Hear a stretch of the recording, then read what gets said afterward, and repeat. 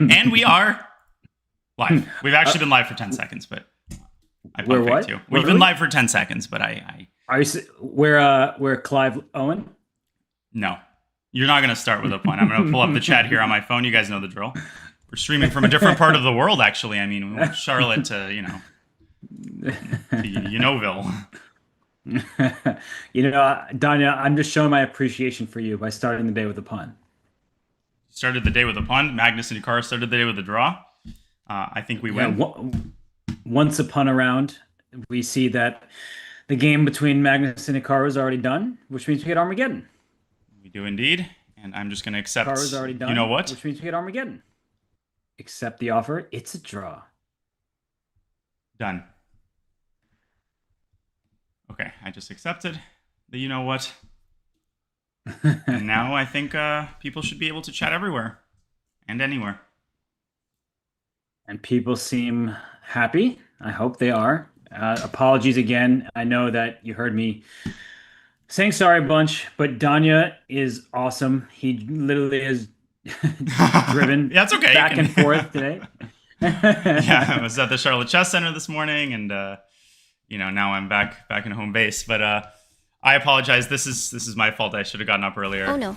No, no, no. I'm not going to let you apologize because, if that was the issue, I would be on it. You were awesome, and I apologize for not having everything in order. It's just two-man operating Yeah, crew, Robert, right? why We're don't doing you our have best. everything in order? Jeez. Yeah, we're doing our best, everybody. So again, thank you. Hello, hello. We're back in time because Armageddon is going to happen at some point. I don't know exactly when, but I think that Magnus clearly didn't want much of a game today. He wanted to finish up, go away from classical, and probably try and regroup after yesterday's very emotional loss to Gukesh. Indeed. And I'm just pulling up the YouTube chat on my phone, then I'll have all the chats open. Oh wait. Actually, okay, so both Twitch chats are in the same place, but my YouTube chat is separate. Exactly. Probably for better rather than for worse. We'll talk about that later. We got plenty of stuff to discuss. All right, my YouTube chat is up. You guys can hear both of us well, hopefully. Let me know, please. Let us know if there's any audio problems. But I think we are fully good. So I have been listening to what you're saying. I'm just making sure. You're going to be asked a million times the question that was just asked of how do you feel about Magnus's, outbursts and all that stuff. I answered that question earlier. Can you give me I the think that you executive summary? Because I was being safe and operating a vehicle without looking at GM Hess's stream. That's good because it actually wasn't on my stream at first. I only went live to your stream, so you would have been watching nothing. But what I was saying was essentially that, with hindsight, Magnus probably not happy that he had that outburst. It was a highly emotional contest. I thought that Gukesh summarized the state of affairs pretty well. He said, "Look, like I've also had outbursts myself.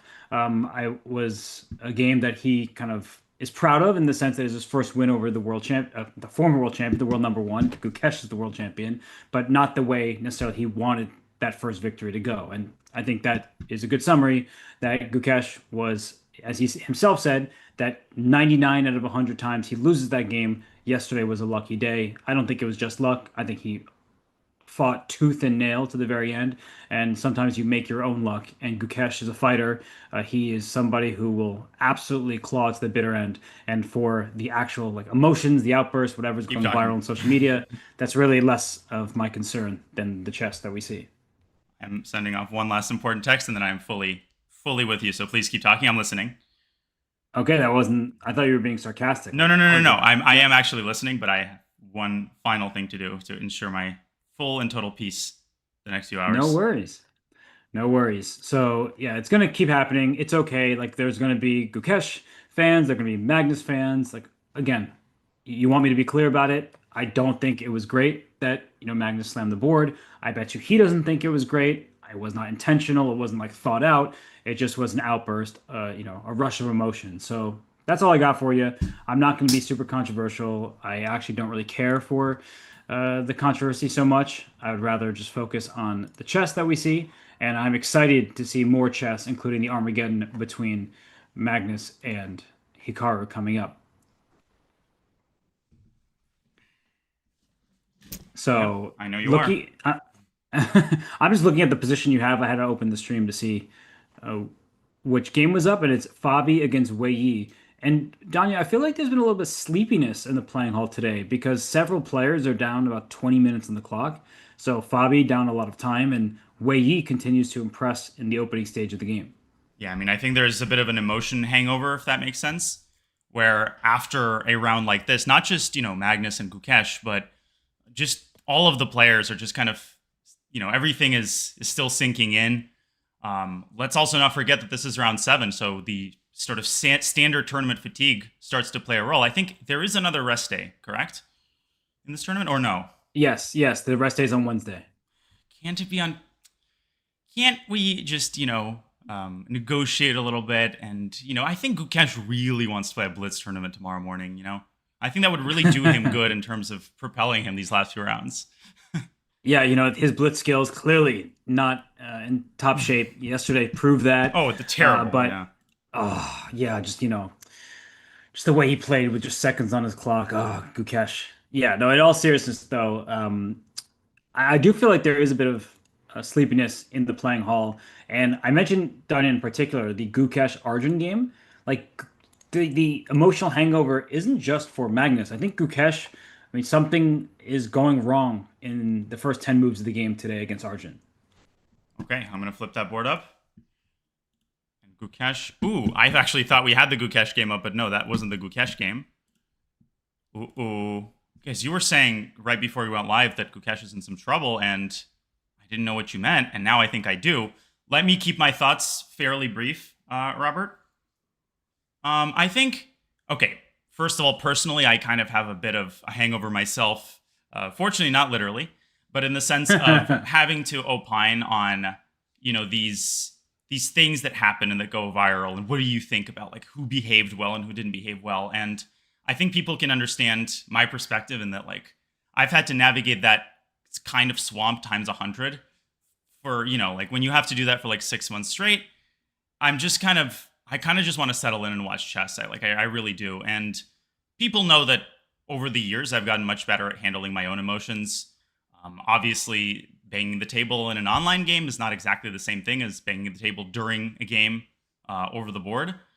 I've definitely had my share of outbursts, but I typically wait until I get back to the hotel room, and typically keep the damage to my own personal possessions rather than the possessions of the hotel.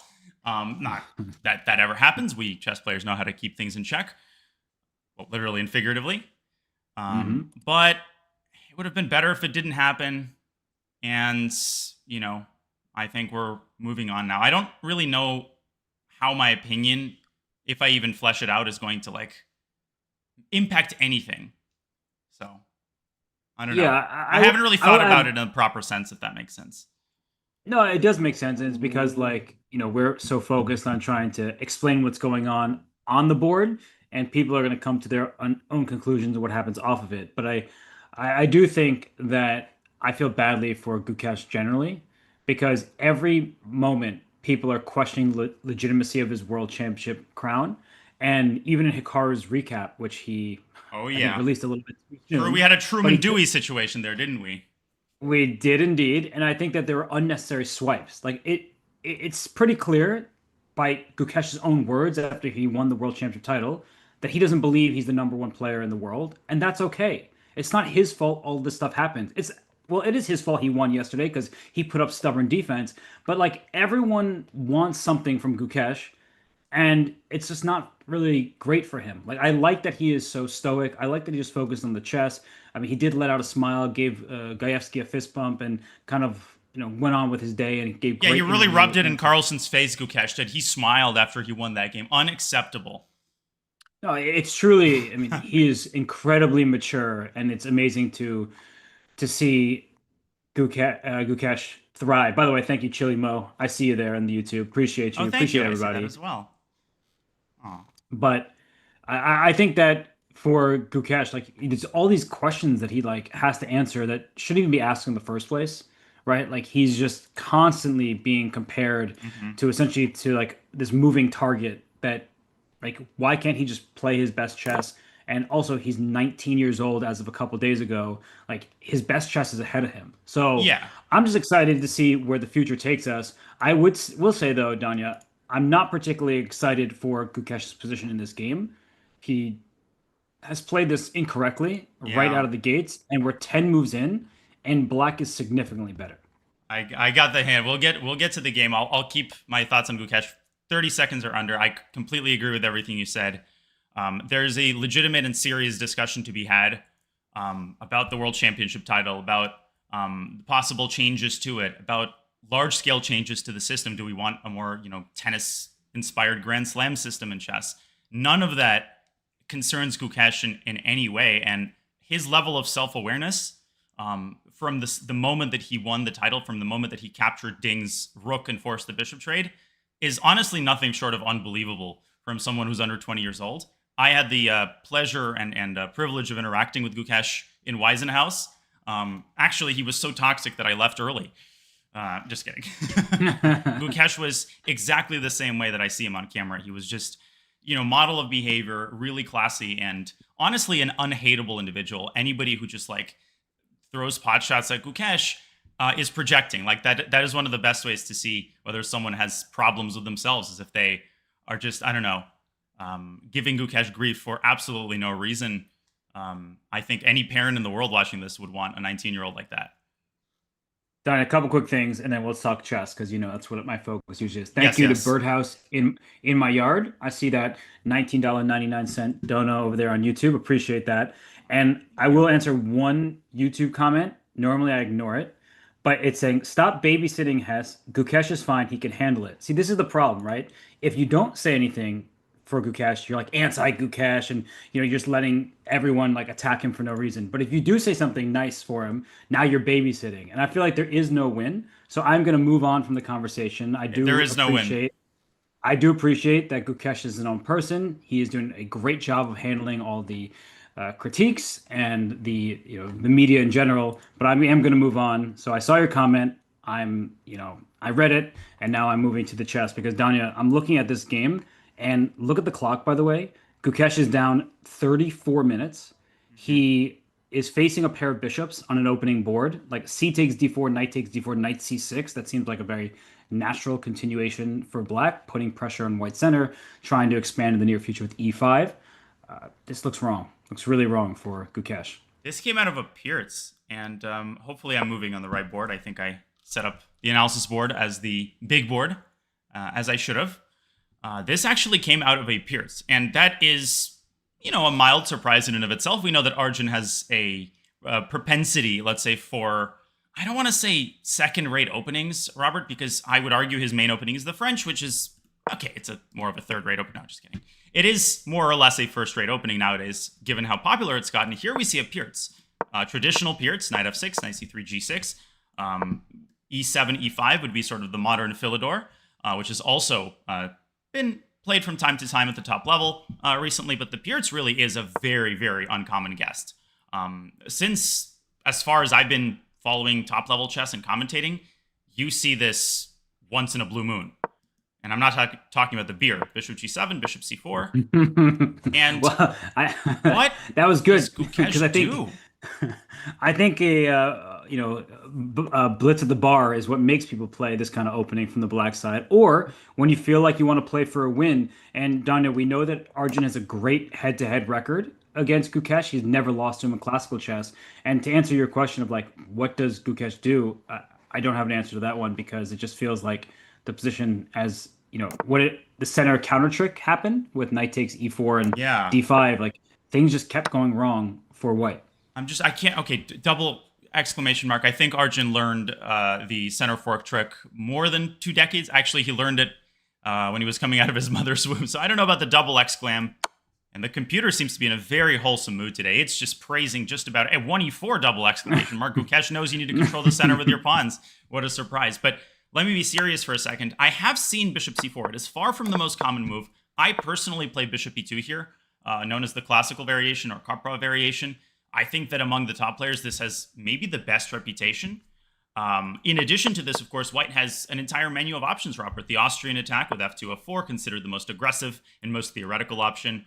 Gajewski in his e4 course, I mentioned him for a reason.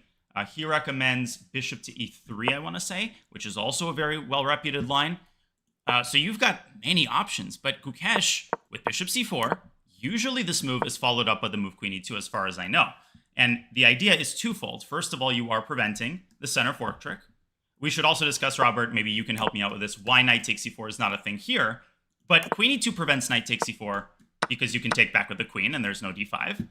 And the second idea, of course, is to prepare the early e5 pawn push. And in my understanding, as a perk player with black, which I have been in Blitz for many years, and sometimes in Classical, my understanding is that the pawn usually tries to reach e6 in one fell swoop. So if black plays a move like c6, and white responds with e5, and black goes knight d7, e6 is a very, very dangerous prospect, so black needs to take measures to prevent that from happening.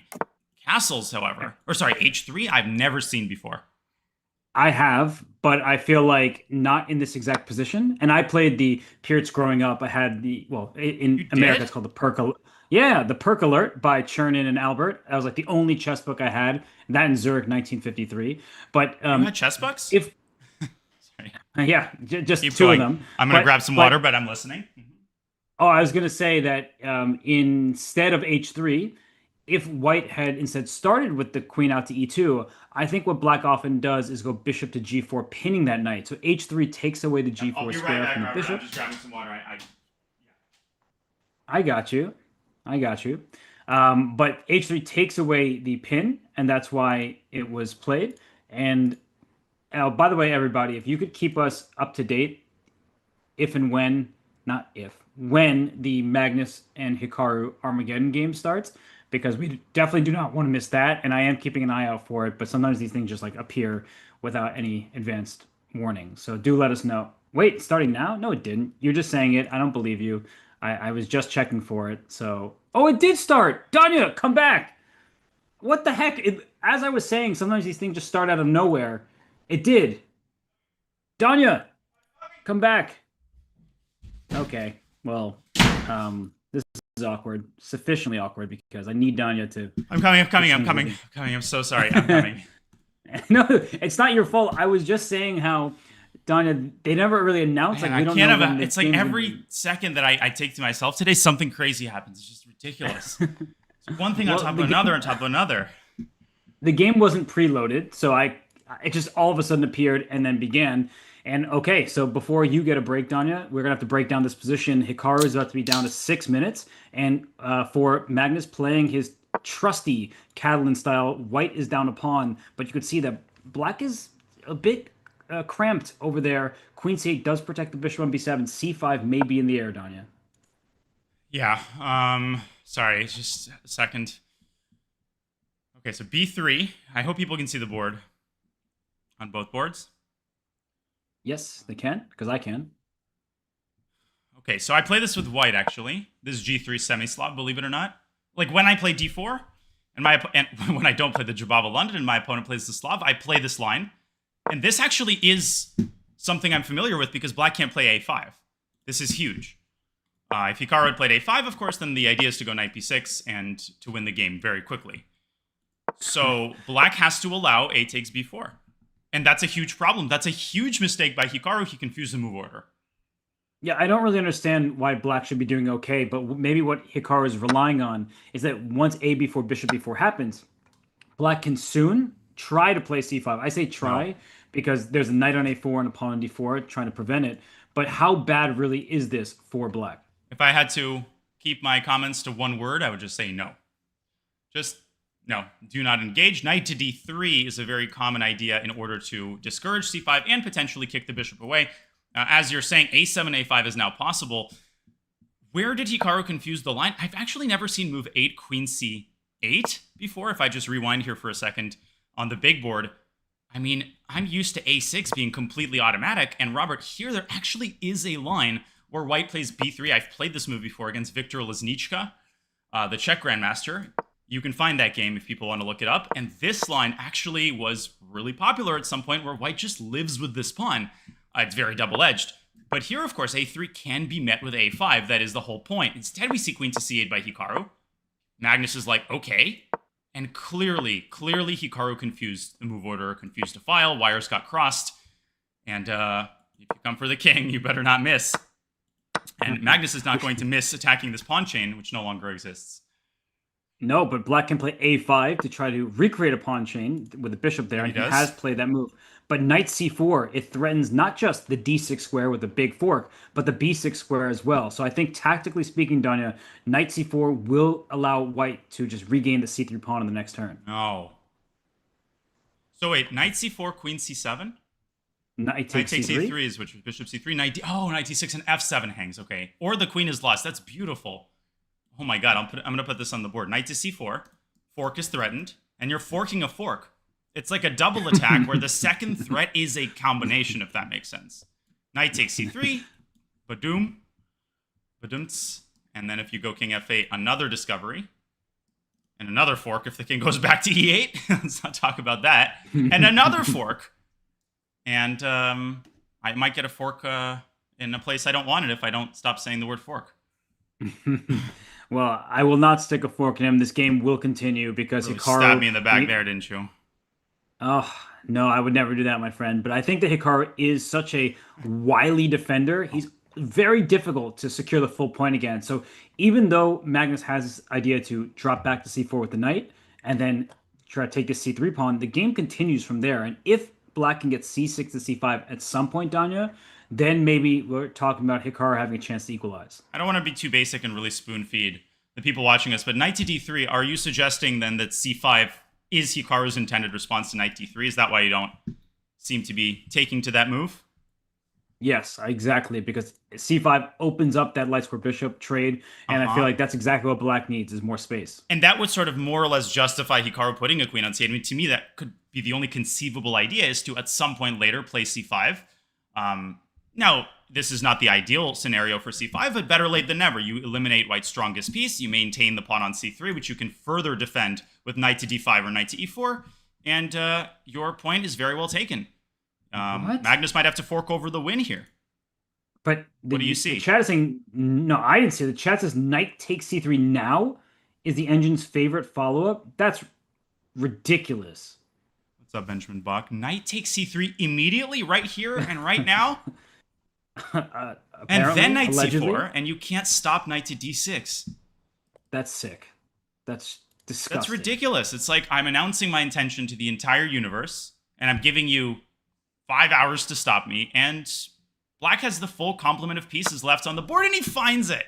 That Are you kidding that me? is. I'm glad I didn't have a chance to speak again because I was gonna say he's not playing knight takes c3, but that is absolutely sick. And unlike those other captures that we saw, Danya, this actually deserves the 2 exclamation points. That's exactly what I was going to say. Is this the same engine that's giving 2 exclams to knight takes e4 by Arjun and bishop takes f7 by Gukesh? Because then this deserves 4 exclamation marks. You're saying this is just as brilliant of a move as that one was. Hikaru accepts his fate and castles, and apparently that wasn't even the best move. This is a disaster. Disaster for black. But how do you prevent c5? This is the huge question that Magnus has to answer next. Let's find out. So I see the eval bar next to the live board, but I can't see the number. But I would say, Danya, this is clear advantage for white. But at the grandmaster level, and I can't pretend to know at the Magnus and Hikaru level, but the GM level, we just say white is much better. But there's still a lot of work left to do. So my question for you is, now that Hikaru has halved his time deficit, in fact, it's actually become a third of the starting 3-minute edge that Magnus had, do you feel like that actually increases his chances a bit? The lower on the clock they get, I feel like Hikaru, he gets stronger and stronger. Yeah, and Magnus, obviously, I'm sure, had a pretty sleepless night after losing in that time scramble to Gukesh, and it was indeed a time scramble. Just no matter how good you are at blitz, at bullet, no matter how experienced you are, the entropy, you used that word yesterday, it increases as the clock time decreases. There's an inverse correlation. And Magnus, he does this thing where he plays an obvious move and then thinks. So he was just deciding whether to take on d7, and he does. And I think this knight is going to a4. Hikaru takes back. Or is it? Or is it No, going to e4? it is.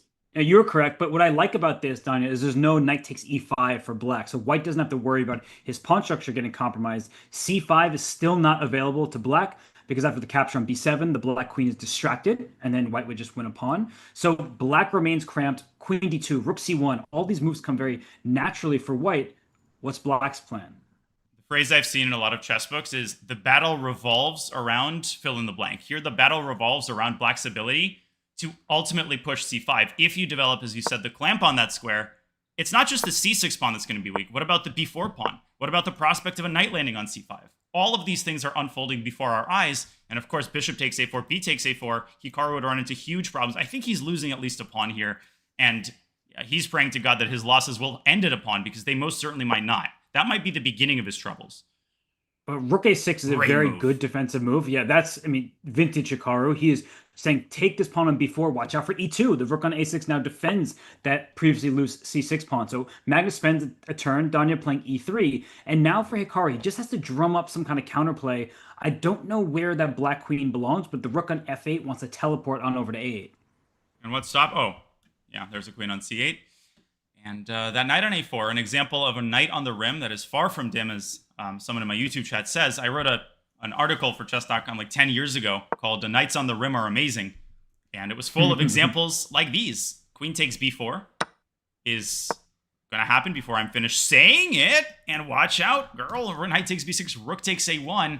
Hikaru is a devil. He is full of these tricks and traps and zaps.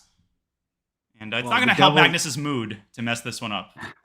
I was going to say the devil's in the details, Danya, and the fact that the c1 rook is hanging and there's no way to stop that check on the first rank without giving up more material. That's the big problem for Magnus right now. So, Danya, it looks like Hikaru's about to win his pawn back. White would still be better, even if the b3 pawn drops on the a4 square, because black has this isolated c pawn that's in direct line of fire. But can Magnus do something, and do something quickly, that allows him to either keep the extra pawn or maintain a serious initiative? Well, let me tell you this. He cannot play this tempting move. It looks very nice. Bishop takes a8, but after rook takes a8, knights on the rim are also sometimes dim, and there will be no knight on the rim at all, because knight takes b6 is met by rook takes a1. And what White wouldn't give to have his rook on f1. Instead of all of this, Magnus reinforces the threat of rook takes b5 by placing a rook on c5, distracting and deflecting black's knight away from b6.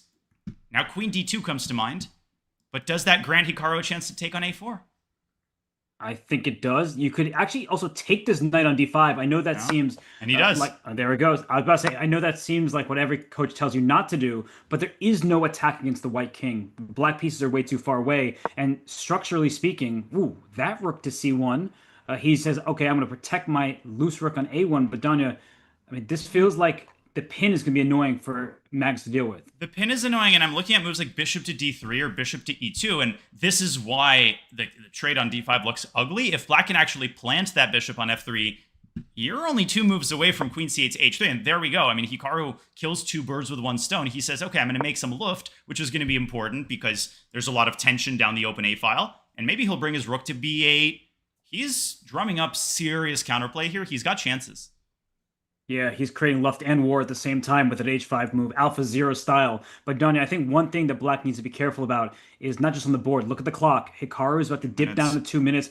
They will get a 1-second increment once they reach move 40. That was only the 25th move played. But I think, Danya, I feel like for Magnus, he can make a move like queen c3, giving up the a4 pawn in the end, but winning the c6 pawn. And very important, Robert, if we imagine that all the pieces disappear, like the queens, the bishop for the knight, and 1 pair of rooks, if black could also ensure the trade of the d-pawns, that's a theoretical draw. That's a 4-on-3. The less pawns there are on one side of the board, the easier it is to draw. So 3-on-2 is the easiest, but 4-on-3 is very drawable. With the isolated and weak pawn on d5, a queen trade would be in white's favor. So Hikaru pulls out all the stops, and buckle your seatbelts nice and tight, folks. h4 is coming, and it's coming fast. It is coming, but there's good news for white. The queen's on c3. If the e3 pawn's not there, the queen protects the king side. e4 now, I think, might be needed. It does give black a pawn over there, but at least your king will survive. Better late than never. He should have played it on move 1, but playing it on move 30 is better than nothing, and that's a great call, Robert. D takes e4. G takes h4 will be met with e3, so watch out. You're not out of the woods just yet. Rook e1's a nice move, just trying to attack the e4 pawn. Okay, but white can play queen e3 now, just try to solidify, protect all the pawns. But it's hard to see for either side, Danya, how the tactics are about to play out, because if that white knight lands on e4, there are forks galore. Black has only sacrificed 1 pawn. I mean, he sacked 2. White has only accepted 1 of them. Hikaru trades and goes, should he go king g7 here? And he does. Queen f4. Queen f4. Queen f4. I'll play queen h3. And No. can I take the e4 pawn there? Robert, queen f4, queen trade f6 the check. queens and go e3, e2, and black's pawn will be anchored by the bishop. But that's hard to assess. I'm with you. There's going to be some white king go up to f3, knight d7 to e5. Like, I get what you're saying, that bishop is so strong, helping that pawn on e2, but it's not always easy to figure out if that's actually good for the black side. Magnus down on time for the first time in this Armageddon game. He's down on the clock. He needs to win. I don't think he likes the end game, and if you're not playing queen f4, you have to contend with this threat of rook h8. Robert, we had less than 24 hours between the two barn burners, and here we go with this again. Wow. I haven't had enough of a break. What a move. King g2, rook h8, and queen takes e4. He allows a check on h3. He'll slide to f2 down there, and black quickly runs out of checks. Well, queen h2 will be met with a queen block on g2. Evalbar doesn't love it, but that is such an inventive idea. What about rook e8 there? Can you sack the rook and go for perpetual? Oh my goodness, that would look scary to me. No. And I guess the white king will just be able to slither away. Whew. It's really close, but I don't think that works. I don't think Hikaru can trade queens. What has he cooked up here? King f3. The eval bar is sky high because queen h5 check, queen to g4. Bishop f1. Oh, what a move. Queen e5 check. I think that's So winning. queen e5, king h7. G6. Oh my goodness, you're just trying to go right. The king takes g6 there? God, it's like just my brain is a bunch of porridge right now, and I think so is Magnus's and Hikaru's, because they're playing a bullet game in a position where I want to take an hour just on this position. What's the move here? Why is it so overwhelming? I have no idea.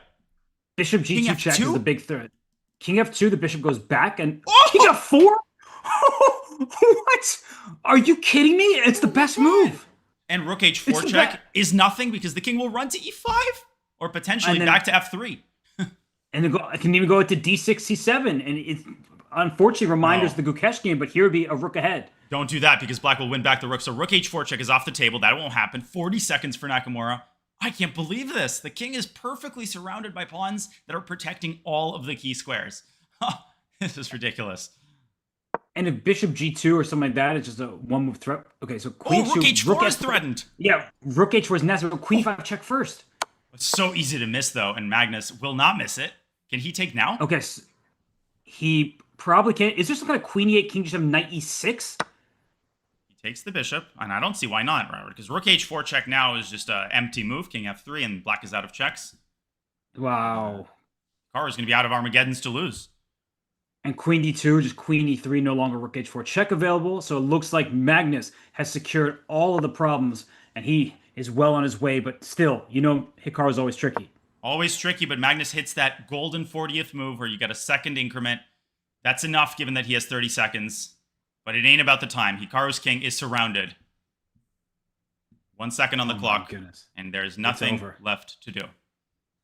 That was nasty. Magnus Carlsen gets the win, Danya, but it felt like he won that game 3 different times. Every single time he seemed to secure his position, Hikaru was able to draw him some counterplay. But moves like e4, then king to going out to the open like that. Just seriously, king g2, king up to f4. Oh my god, and look at this, Robert. I mean, watching this without the engine and just sparing glances at the eval bar was so much better because you got a sense of the power of his moves. Queen f3 check apparently was equal. Are you with me here? This is like, I'm looking at this position thinking white is winning, but bishop sticks itself on e2. This pawn essentially is untouchable. You can still hear me, right? I can hear you perfectly. Okay. I'm just looking at what you... Yeah, rook a1. Yeah, stunned silence, king g6. This is one chance. Then Hikaru plays rook h8.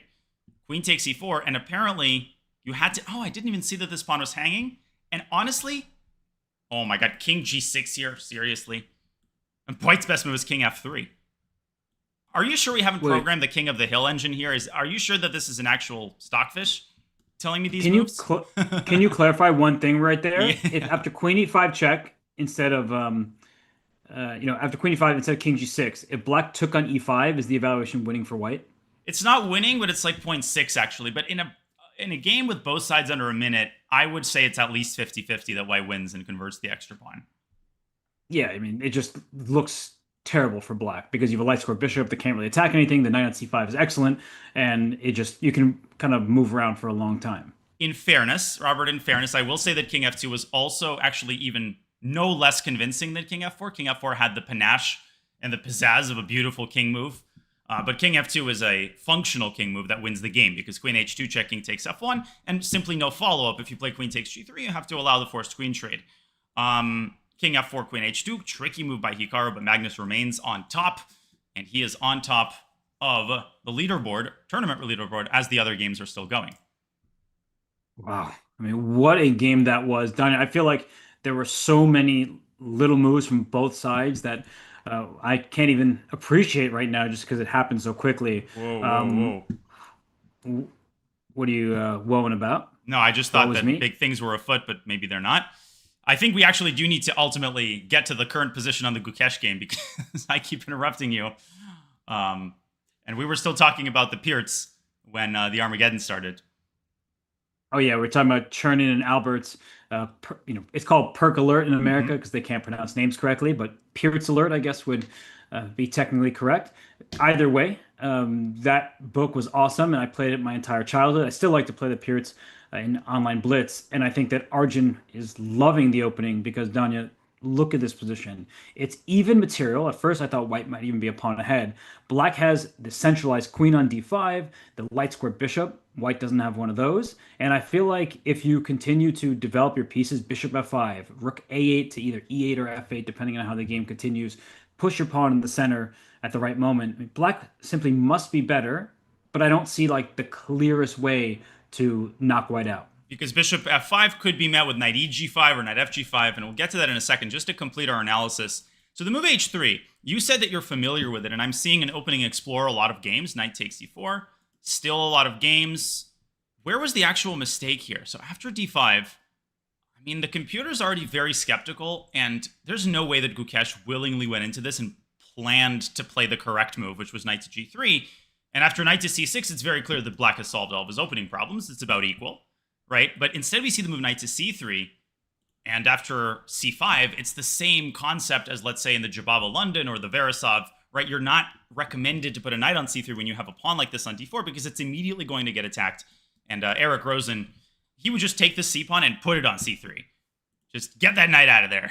Takes knight c6. Black gets this huge center, the bishop pair, and this would be a positional crime against humanity to allow this pawn chain to appear on the board. So instead, Gukesh goes back to f3. Can you explain, Robert, to people why bishop e3 isn't a good move? I think this would be very tempting for newer players, let's say. You mean instead of the knight back to f3? So bishop Yes. e3, you're developing, you're protecting your knight. That feels good. But unfortunately, it's not quite the center pawn trick, but after knight takes d4, bishop takes d4, and then black follows up with e5, like you are not allowing the trade of those dark square bishops. Mm-hmm. And I think white has to play bishop c5. I guess, well, technically bishop e3 is available because d4, it is a fork, but the queen on d8 is loose back there. But either way, black is expanding without any risk whatsoever. And it's kind of like the game continuation, but I feel like the fewer pieces on the board, the less counterplay white can drum up. And this is where you're really missing a light squared bishop, right? If White's bishop could play bishop e3 to e4, I would say it's at least equal. Also deserving attention, by the way, after bishop e3 is the immediate e5, because here you have to take on c6. Here a black queen is defended, so you can't rely on this pin. Like straight beats a flush, or I actually don't know if a flush beats a straight or a straight beats a flush. I think it does. But a pin usually beats a fork. Here you're forced to play knight takes c6, and again black gets this beautiful defended pawn chain. Instead, we saw Gukesh drop the knight back to f3, allowing d4. Again, white has to move the knight because the queen is protected. And queen lands on d5. Rook e1 is a critical moment. Arjun is investing most of his time advantage on trying to not take his foot off the gas pedal. We see this so often, Robert, where you are pleasantly surprised at the outcome of the opening. Oh, I'm better with black. Let's just play a couple of automatic moves. Absolutely not. With that being said, why exactly is bishop f5 not sort of an automatic move, in your opinion? It's a good move, I would say, but why it's not automatic is because well, after bishop f5, the threat is obvious of hitting this knight on e4, and he played h6 first for precisely to stop what I was about to say, that white could play knight f3 to g5, simultaneously attacking the rook and protecting the knight on e4, and then that frees up the e4 knight to drop back to g3, and the bishop on f5 immediately is hit by this knight. It's not the end of the world, but at least that gives white something to attack, something to consider. Whereas h6, it continues to pressure white in the sense that key squares are being taken away, and these knights, they're stepping on each other's toes in many positions, and they're losing forward ground. It's a working man's move right here. It's not a move that's going to make it into the to Levy's recap. It's not a move that's going to make it into the sort of brilliant moves collection Norway Chess edition, because that collection will be like 500 pages long, given what we've seen thus far, Robert. But these small moves, literally, right? It's just a pawn move on the side of the board to cover the g5 square, and there's a tactic that makes matters even worse for white. Let me just make an empty move. After bishop f5, you have to tread very carefully. If I'm not, I haven't done my puzzle rush today, and I haven't done much except run around. But bishop takes h3, and white's going to be running back to his hotel room pretty quickly. This doesn't look good to me. Not at all, because after g takes h3, the f3 knight, that one hangs. The g2 pawn was overloaded. Oh, never mind. What happened? I thought rook takes f3 loses a rook to c4, which is a sick move, but unfortunately, queen f7 here keeps the rook protected. Keep scared talking. Me? No, you're all good. That's actually a beautiful idea. It's unfortunate that it didn't pan out for white, but it's a lovely just concept where the d4 pawn would be pinned, so en passant wouldn't pan out. But unfortunately for Why not, Robert? For white, the queen could. Oh no, my queen. No, it wouldn't pan out because I lose the rook. I'm kidding. You actually don't lose the rook. You can go rook f7. Yeah. Anyways. Just in that case, it looks good for black. Yeah, because you don't want to meet bishop f5 with knight f to d2, because, hey, what about me, the bishop on c1 would say. So very often when you're cramped, the pieces start stumbling over each other. In order to keep one piece protected, you must damage the prospects of another piece.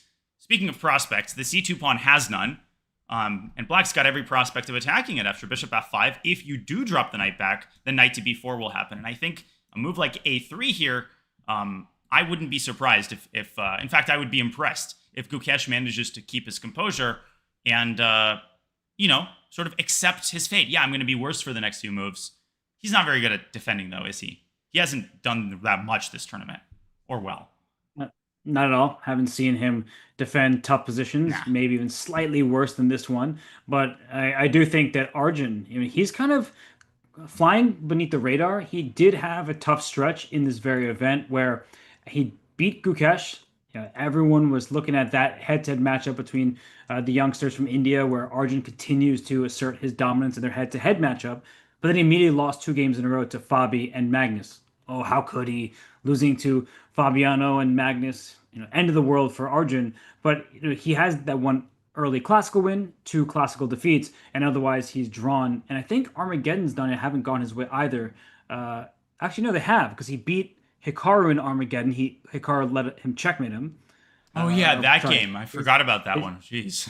Yeah, his king got in trouble. Oh, and then he crushed Wei Yi yesterday. So what am I talking about? Arjun's actually done really well in the Armageddon thus far. It's just the classical, he's -1. Yeah, and I feel like the Hikaru game, I keep forgetting Arjun actually won that. Do you guys remember that game? The one where Hikaru had rook takes g2. I feel like that's when the craziness really hit another level. And then it hit another level yesterday with Carlsen versus Gukesh.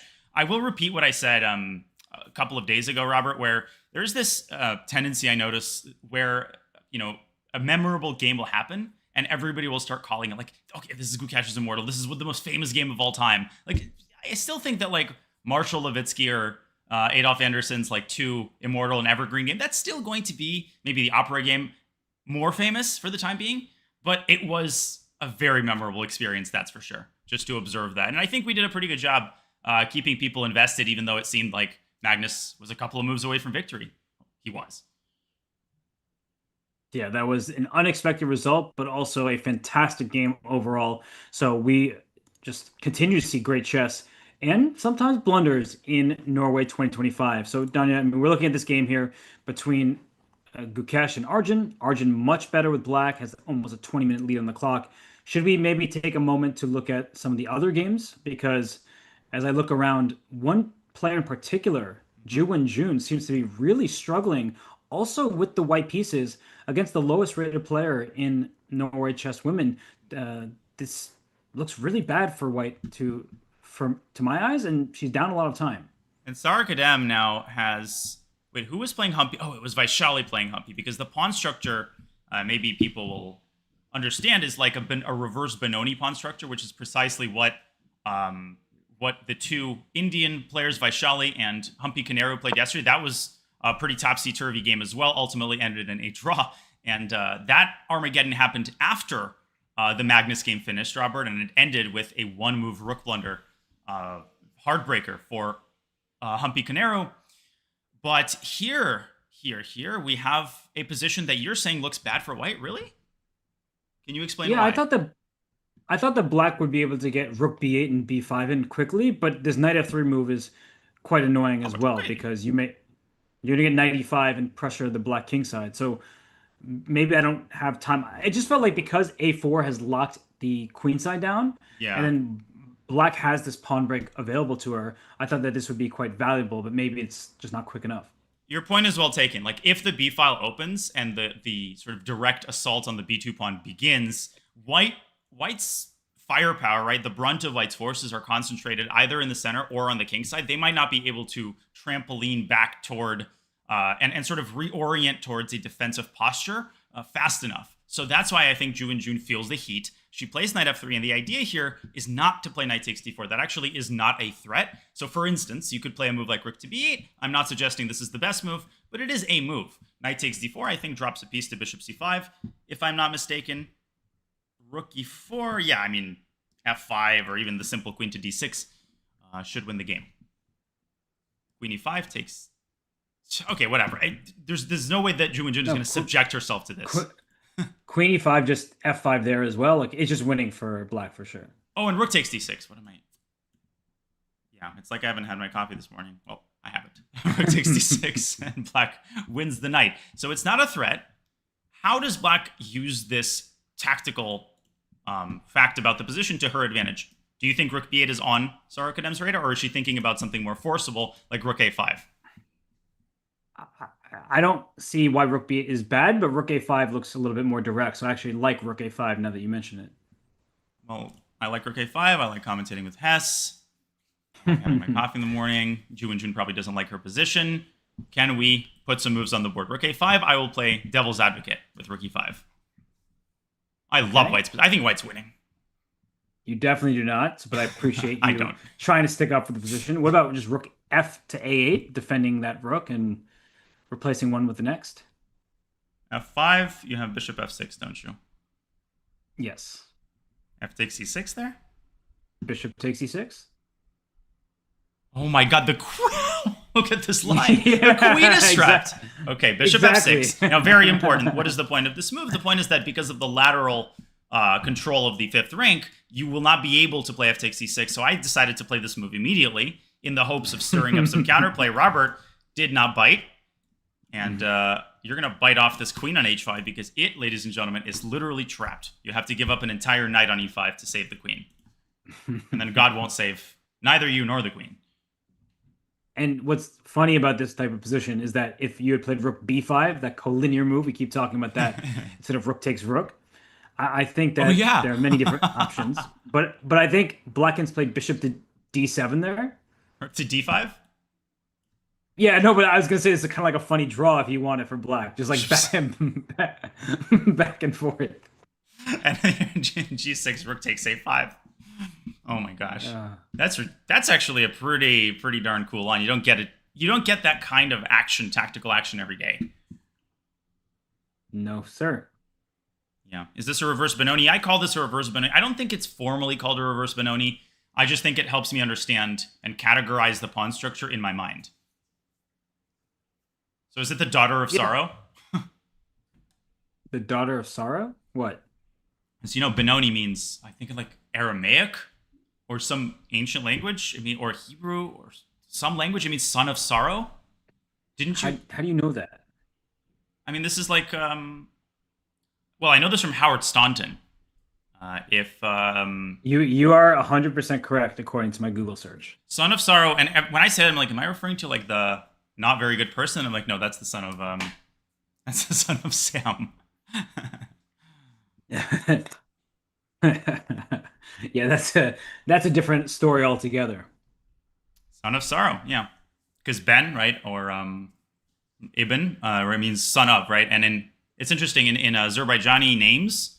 My mom taught me this. There's very often the last word oglu, and that also means like son of. So in a lot of cultures, in like Icelandic, right, Stefansson, Svensson, or Dottir, Right.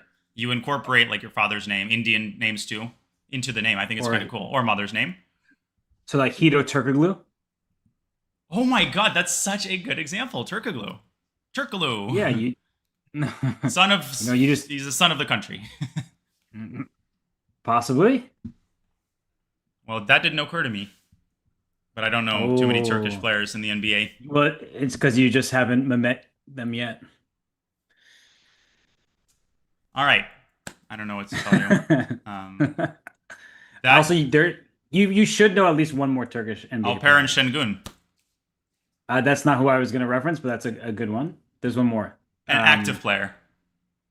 He's not in the M. All right, can you He's free me? Can probably you free me from this? yeah. I'll give you a hint. Okay, just a Enos couple Freedom. hints. No, not him, but that was good. He's a 3-point shooter. Uh huh. He was on the 76ers, but is no longer. Oh yeah. Wait, don't tell me. It's I know exactly who you're referring to. It's first letter of his last name. Okay, I don't remember. Furkan Korkmaz. Korkmaz. That's right. Yeah, Next and game. okay, I just have more Turkish players in my head. So Well, you can keep rattling them off. But any other games in the women's section that are currently sort of the center of the action? I think the Humpy versus Muzicu game is worth a very quick look before we circle back to the Open. The other game is dead equal, I think. But okay. Furkan Korkmaz. Yeah. I feel like You're making me Arnie hungry. Music has. Well, you can eat some turkey. I feel like the Music game, she always has this pawn structure, like somehow from the black side. She does. She's Does down a she? pawn here though, which I wasn't expecting. I feel like earlier in this event, who was she playing? Was it yeah No, against Furkan Lei Wei. Sorry. Tingjie against against Lei Tingjie? She had a there, but White didn't have an e pawn in that game. Yeah, here there's a 4-on-4, as Robert Hess likes to say. If we divide the board into two parts, 4-on-4 on the king side, and normally you're used to a 4-on-3. So, truth be told, Black will eventually have to recover the pawn that she has sacrificed. You often see that with the knight jumping to a4. It's sort of a Grunfeld-inspired idea. Yeah, I'm not gonna eat some turkey, but I might eat some Turkish food because Charlotte got its first Turkish restaurant, full-on Turkish restaurant, a couple months ago, Ooh, well, and it's a Turkish food sounds long great drive. right now. Danya, go thank somebody in your YouTube chat. Go thank somebody in my YouTube chat. $5 from Rami. Thank you. I think There you Chopsahol. go. Chopsahol. Thank you very much in Turkish. Oh, I People didn't can know you. Why do you know so many languages? Or like, because the few Azerbaijani Azerian. words that I know. I mean, nobody. My mom doesn't speak Azerbaijani, but I know like 2 words, and it's similar to Turkish. I think it's mutually intelligible, which is why Mahmud Yarov is working with Erdogmuş. Mm, that is true indeed. Danya, okay, I don't have that much to say about this position. The white just took a pawn on c5. I assume that black is going to play something like knight a4 to hit 2 pawns at the same time and try to get one back. There might be something else in the air because there is a rook on d8 and a queen on d1. So queen b5, now that I think about it and actually put my calculating hat on, it also comes to mind, and that feels like the Danya move, queen b5. Wait, can I put mine on? Oh, I left it at the Charlotte Chess Center.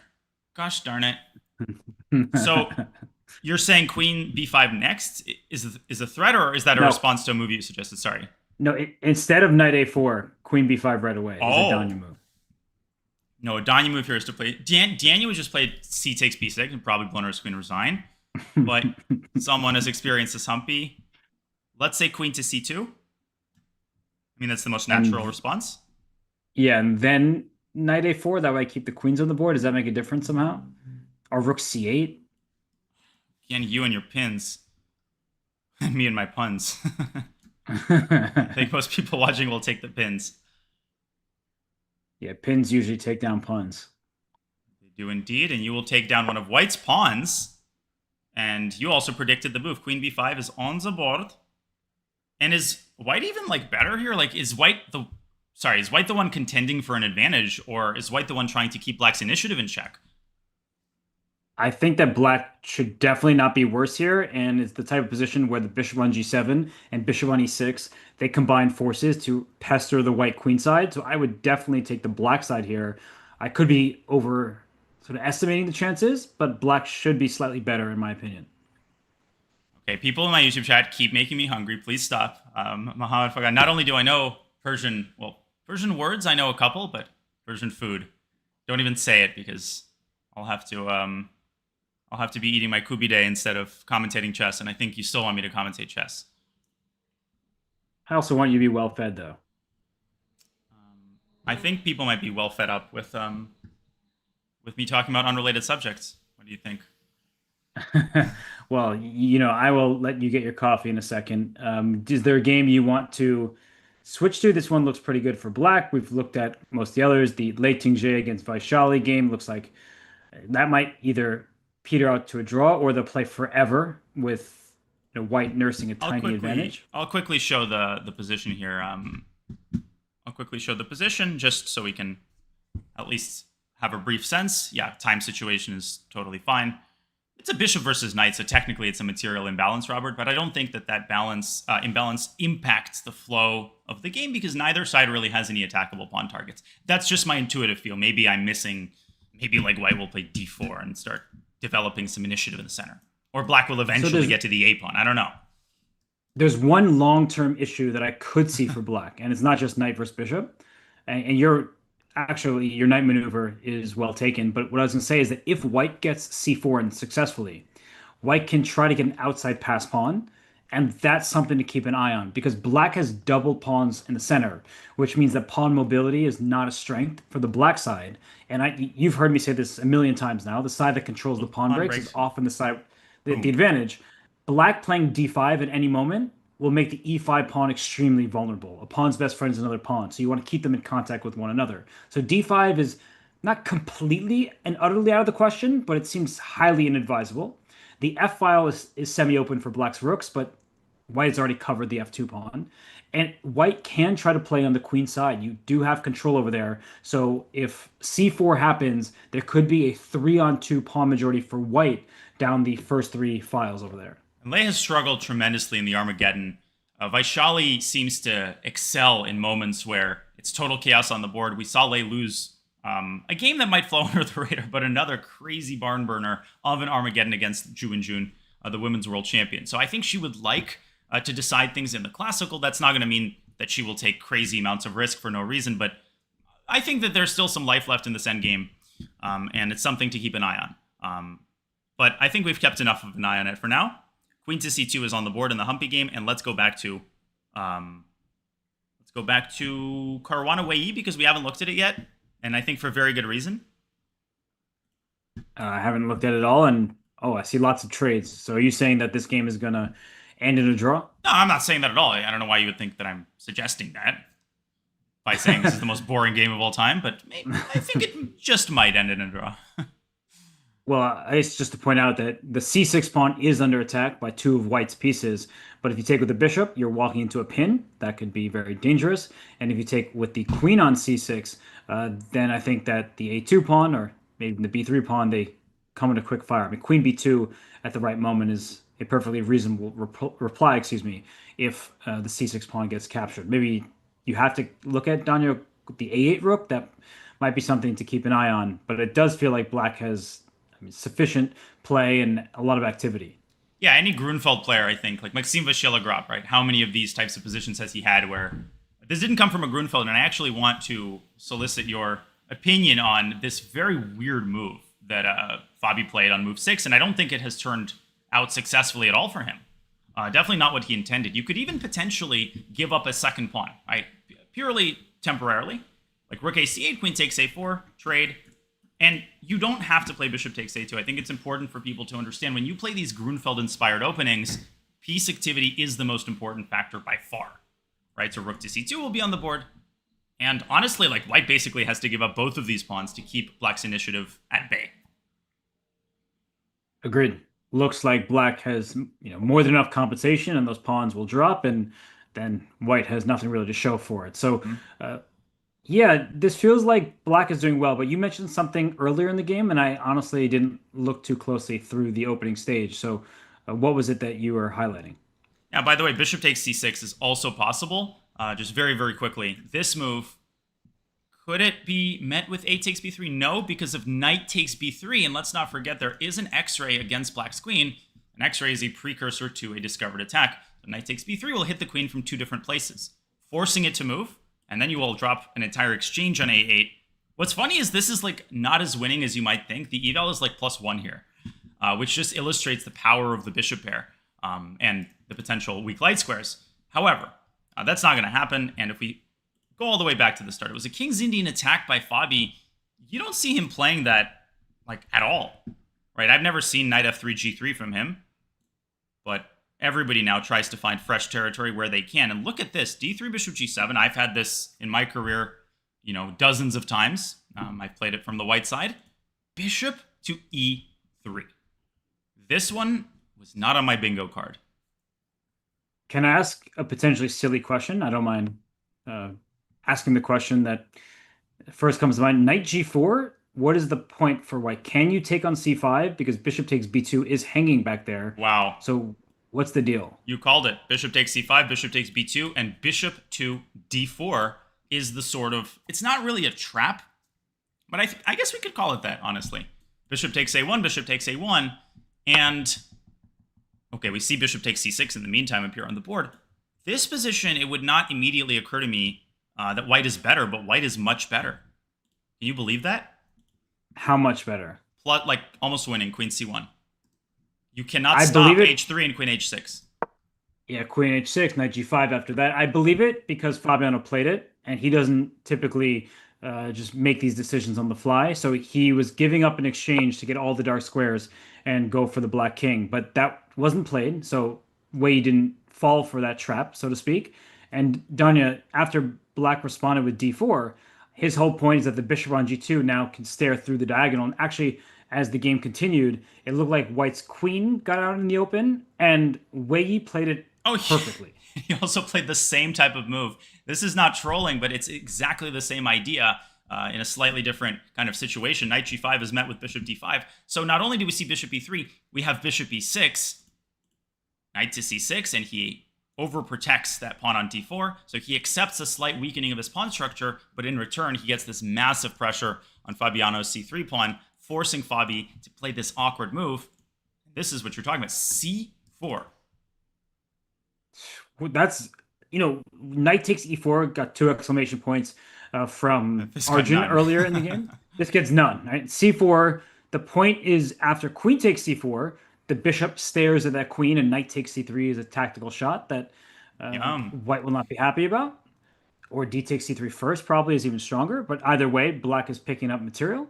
And so d takes c4 was played in the game by Fabiano, and after knight b6, I guess the c6 pawn it's not untouchable, Danya, because rook c8, queen b7, rook c7, queen a6, bishop takes c4. The queen doesn't get trapped over there, but I guess black is going to win the e2 pawn at the very least. And, even if you don't want to calculate anything, you could play rook c8, queen b7, knight takes c4. I think most people can see that white's queen side is completely undeveloped. Black has insane amounts of piece activity, and what have you given up for this? To achieve all of this, just a single pawn. So I don't think Fabi spent much time investigating this. He went back to c2, and he might be investigating the fastest way to bail out and make a draw and never play this line again. Wei Yi grabs the bishop pair, which was the whole point of his knight excursion. Queen takes d4, and we have a situation where black has a bishop pair, white has a slightly superior pawn structure on the queen side. These two factors balance themselves out and will lead to very likely liquidation. Queen takes a1 was a possibility. Wei Yi doesn't go for it.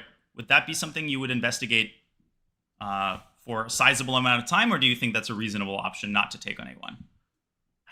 I think that queen takes a1, it looks appealing, but how quickly was Fabi playing at this point? That would help me make my choice. b3 was played in 20 seconds, and then a5 was played in only 1 minute and 10 seconds. Sorry, it was played in 6 minutes, so clearly Wei Yi actually scratched that. Fabi played in 1 minute, and Wei Yi responded in 6 minutes and 35 seconds. So clearly spent some time looking at queen takes a1.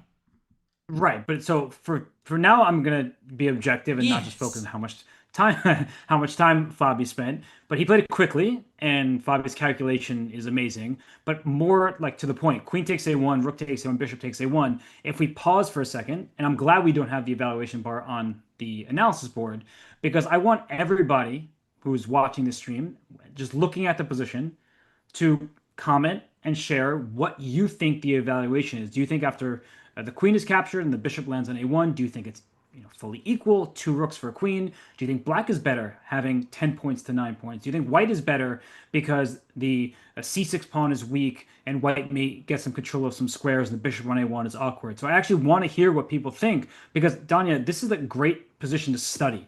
Mm-hmm. Like for people at home who want to improve their chess, put a position like this on your board. And if you have a friend that you study with and play against, like try to play a position like this out because it's very unclear. It reminds me of the types of positions in Mikhail Shereshevsky's Endgame manual, where it's just like a normal looking position, and then you go. You just try to solve it and work through it yourself. So I am curious what the chat thinks. That's why I'm rambling a little bit.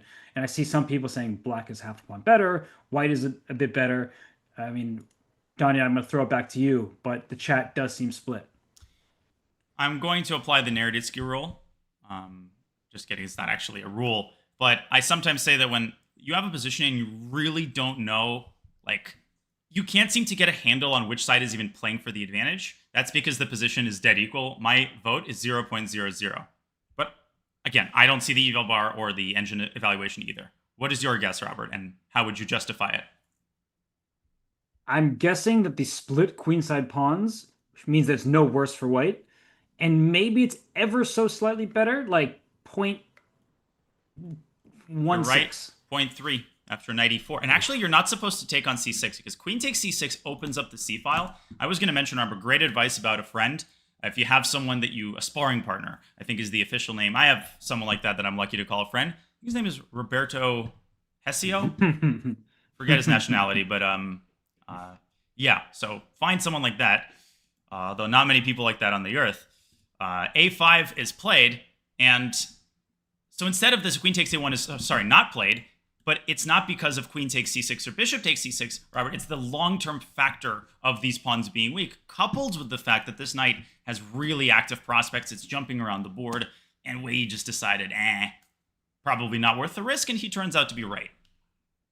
Yeah, it's a really instructive move, knight to e4, because when you see weak pawns, isolated pawns like that, as you were mentioning, taking them opens files. Your opponent has two rooks. Rooks need open lines. But planting a knight in front of that pawn, it will restrict the rooks because they might have to defend that pawn later in the game, and that knight can just operate around that pawn. So it's a very interesting position. I still don't feel fully confident that if I had the white side, I really would truly believe that I was pressing for an advantage. But it's a fun position to look at for sure, unlike the game so much where pieces are coming off the board very quickly. It looks exciting, and I have to compliment Fabi on a very, let's say, inventive idea. But after rook c8, knight c4, I think once the smoke clears, once the sort of opaqueness of the position settles down, once the queen moves away from d4, I think it'll become very clear that white might be left with an extra b3 pawn. But I think that might last one move. Like if the queen goes back to c5, I guess you allow bishop takes a4. What about queen to a7? Still bishop takes a4. I'm sure black has something here. I'm sure black has a way to equalize by force. Queen g4? Queen to g4. Ah, bishop a4, bishop takes c4, and you bishop takes c4. But there is like there's like pawn f3 there, which at the very least has to be considered. So you're saying bishop a4, bishop takes c4. The point is, yeah, bc, rook takes c4, just to show people. Oh, bishop d7, rook c2, and rook takes a2. Right, but in the start, before taking on a4, I was wondering if f3 could be the first move played for white. Right, like right here. Or even before taking on c4, like right here? Before bishop takes a4, all the way back. Before common era, like in the year negative 500? Yeah, so this position, f3. Okay, so let's say I go queen h5, you play bishop takes a4, I assume. I mean, black doesn't Interesting have point. to play bishop takes c4. I could, in a certain situation, play for an attack. I could sack 2 pawns. That's not illegal in the state of North Carolina. But it is in Stavanger, and that is why Wei Yi plays a takes b3 first, which is a very important move to insert precisely for this reason. Why And is he that so means that accurate all the time? he's playing really, really well. Actually, the first game against Fabiano was his poorest showing, and he lost that game in classical. But he's been extraordinarily solid since then, and he's well prepared, and he's just super sharp in tactical positions as well. So are you voting for queen g4 now or queen to c5, which at this point I think is just as equal? Oh no, bishop d7 there. You have to be a little bit careful about this resource, don't you? Ooh, that's actually very annoying because if the bishops get traded, the Ooh. extra pawn is very valuable. So easy to miss. Bishop d7. You can't play bishop takes c4. And it's not because of bc. It's because of bishop takes c8 and the bishop on c4 will hang. Actually, it's just pinned. But queen c3 is played. Hmm. Ah, bishop c3, bishop d7, bishop c4. How about them apples? How is he rattling this off in 3 seconds? That is some confidence in his calculation. So bishop d7, bishop takes c4, bishop takes rook on c8, bishop takes e2, and we see all the trades we need. And bishop d5 runs into bishop h3, forcing the bishop back to g2, and then black's bishop will go back to e6. If I had to give you guys a guess, I would say that it's not unlikely that the game ends in repetition, precisely in that way. Is there a way that white can play on? Because white currently is a pawn ahead. Is there some position where it's objectively equal, but white has a little bit of a pull? No. Absolutely not, you say. Okay, I have a line for you. And you say yes. So bishop d5, right? Bishop h3, bishop g2, Mm-hmm. Bishop e6. rook c1, You're annoying. Okay, bishop takes c4. right? Rook takes c3. Which is, I assume, what you're sort of trying to illustrate. Bishop takes e2. Exactly. Trade rooks and rook e1 at the end. And I'm just wondering, like, is this... Ah, but I can't even take on e7 because of the back rank. Or I could go rook c2 and put the rook behind the pawn, following in the advice of Mr. Dr. Tarash. Although Dr. Tarash probably would blunder bishop e4 and rook b1. And if the rooks get traded, maybe the outside passer will afford white some outside chances, literally and figuratively. I like They what you did there. are repeating once. Well, not technically, because the white bishop will, like, this is not a repetition. The bishop is currently on g2. And Fabi, he says, don't sign the score sheets just yet. I got some chess left to play. Knight to b6. Rook to b8. He wants knight to d5. So tricky. Obviously, he wants to find some tactical way to keep this pawn protected or trade it off for what black's pawn on e7. But this is exactly what I was trying to aim for. I failed, and Fabi seems to be accomplishing a small advantage. If he can keep that b3 pawn, even though it's not going anywhere, it's annoying to deal with from the black side. You're right, I'm wrong, and I think Wei Yi just blundered knight b6, and to make matters even worse, rook to b8. Knight to d5 might give black more options. Knight to d7, I think, is the more annoying move, because it forces the trade, and suddenly either you have to allow bishop to d5 or rook b1, so you cannot win the b3 pawn, or you can take it, but then you'll have to give up e7 in return. I think it's very, very drawish nevertheless, but I take my words back, Robert. Just like looking at black's bishop pair, I assumed that it was enough compensation and more than enough activity. But look at Fabi finding a very concrete way to keep the fire of this game. It was never much of a fire. It was never an inferno, but it's just a little spark. What's the little spark that could turn into a flame, and then we may have a full-fledged fight, excuse me. But that line there that we were just looking at, like rook Look b8, at your knight little Robert d7. Hess that could. Yeah.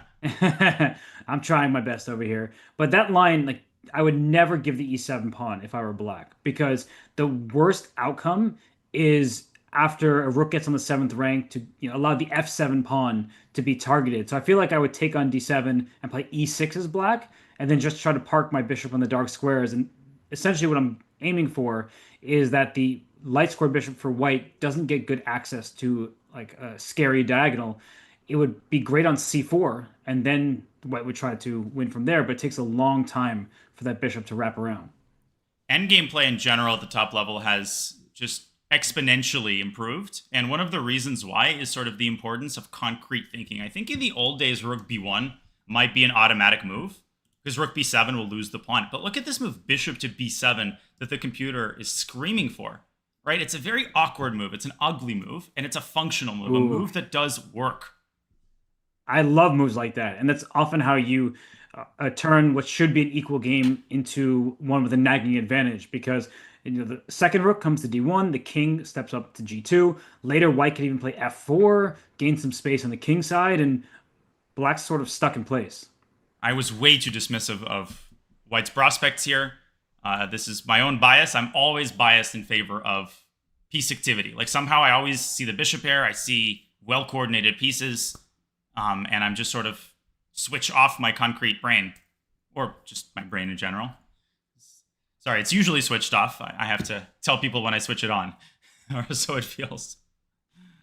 Well, I think that you're on point today. Don't worry about it, Danya. Ever since we've fixed our issues, I think we've come a long way. So I feel like in this game here, Fabi is pressing for an advantage, but Wei Yi should also be able to find a way to stabilize and try to secure that half point. But maybe it's going to go longer than we expected. Um, Danya, I just out of the corner of my eye saw that the Gukesh game against Arjun has even time between the players. It looked great for Arjun from the start. He was well ahead in the clock, but suddenly he slowed down, and that has allowed the world champion to perhaps breathe a slight sigh of relief. Yeah, Gukesh has, it seems almost every game at some point in the game has been worse. Like the game that he lost to Arjun, the first game of the round robin, or the first matchup between these two. This is, of course, a double round robin, folks, which means that everybody plays everybody twice. It cancels out a very common problem with single round robins, which is that you have half of the players grumbling about having 5 whites and 4 blacks. Here, everybody has white and black the same number of times.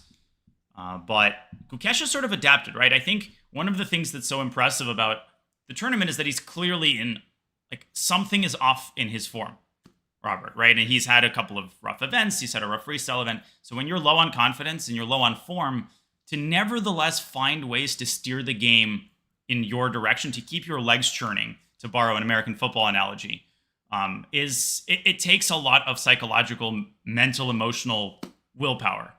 And I think I need to say 3 more empty cliches before I finish my statement. No, I won't.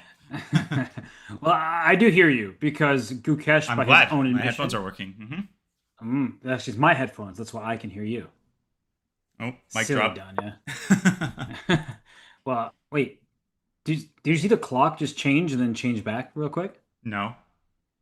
It showed like an hour and 20 minutes for Arjun and then went back down to 54. So maybe that's how much time he had before his move, and then somehow it re-registered. But he went D3, and now Black has a pass pawn deep in enemy territory. But the question is that pawn going to survive and be a strength, or can White surround it and try to win it? Yeah, this move took Arjun 26 minutes and 1 second. On the previous move, C3 took White 12 minutes, so Gukesh also invested a lot of time into C3. And for some reason, this move caused Arjun to settle into this thing. Why was he not expecting it? And a bigger question, Robert, I think that we can start with is, what's wrong with bishop f5? Because wasn't this the idea of the move h6 that he played on move 14? Wasn't it to set up bishop f5 and stop knight to g5?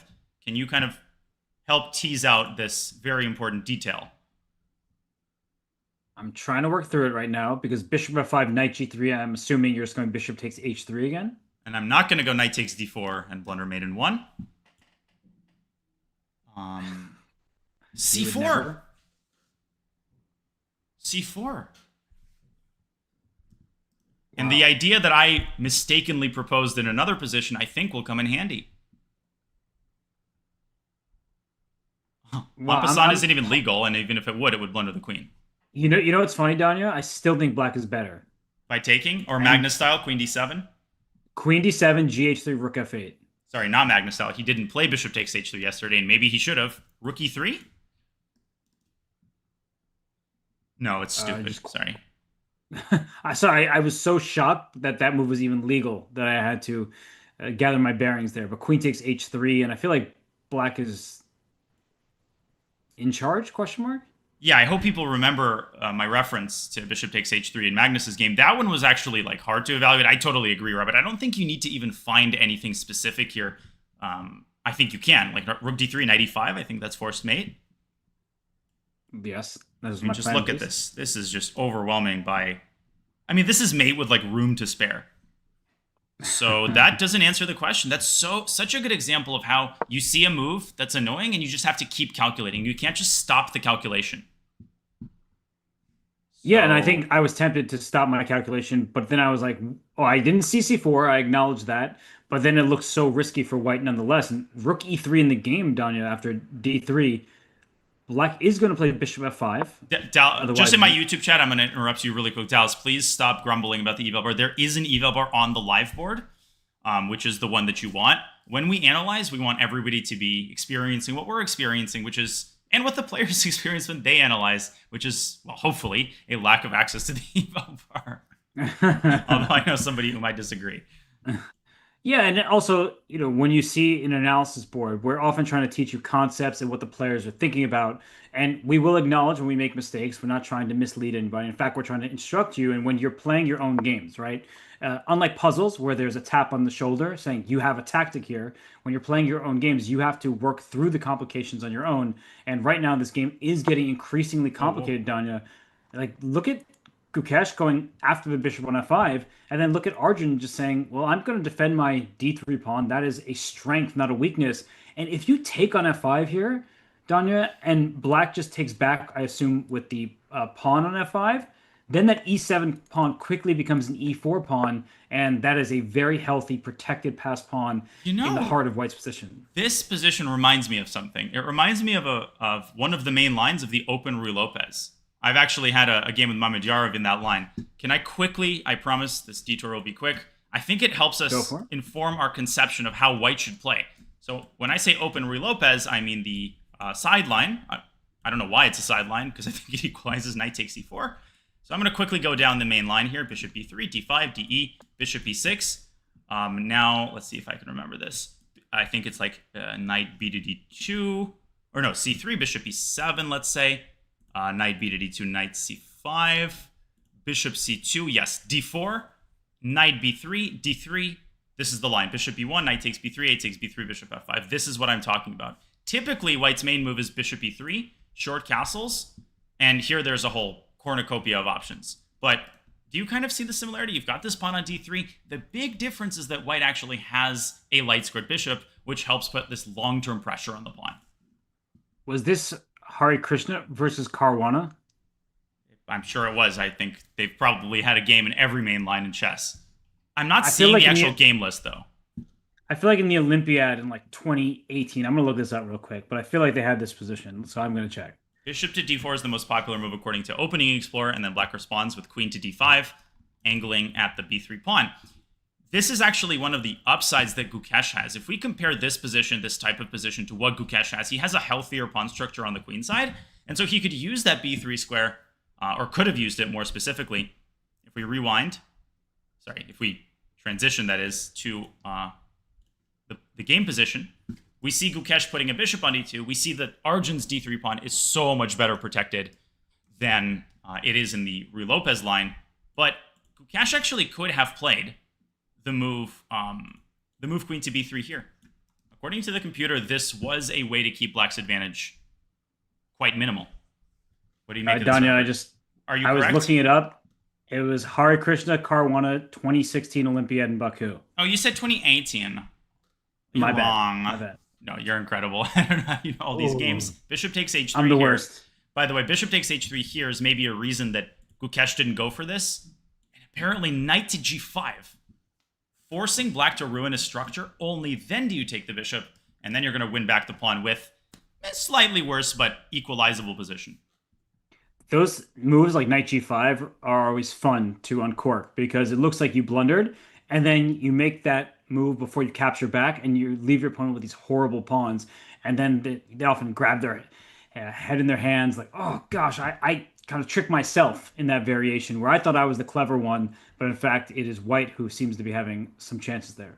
Yeah, the hunter becomes the hunted. The hunted becomes the hunter.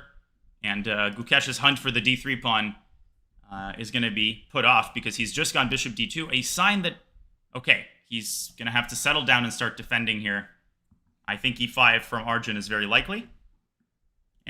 But Yeah. there's one big question here. So it's all going to revolve around, can black play e5 to e4?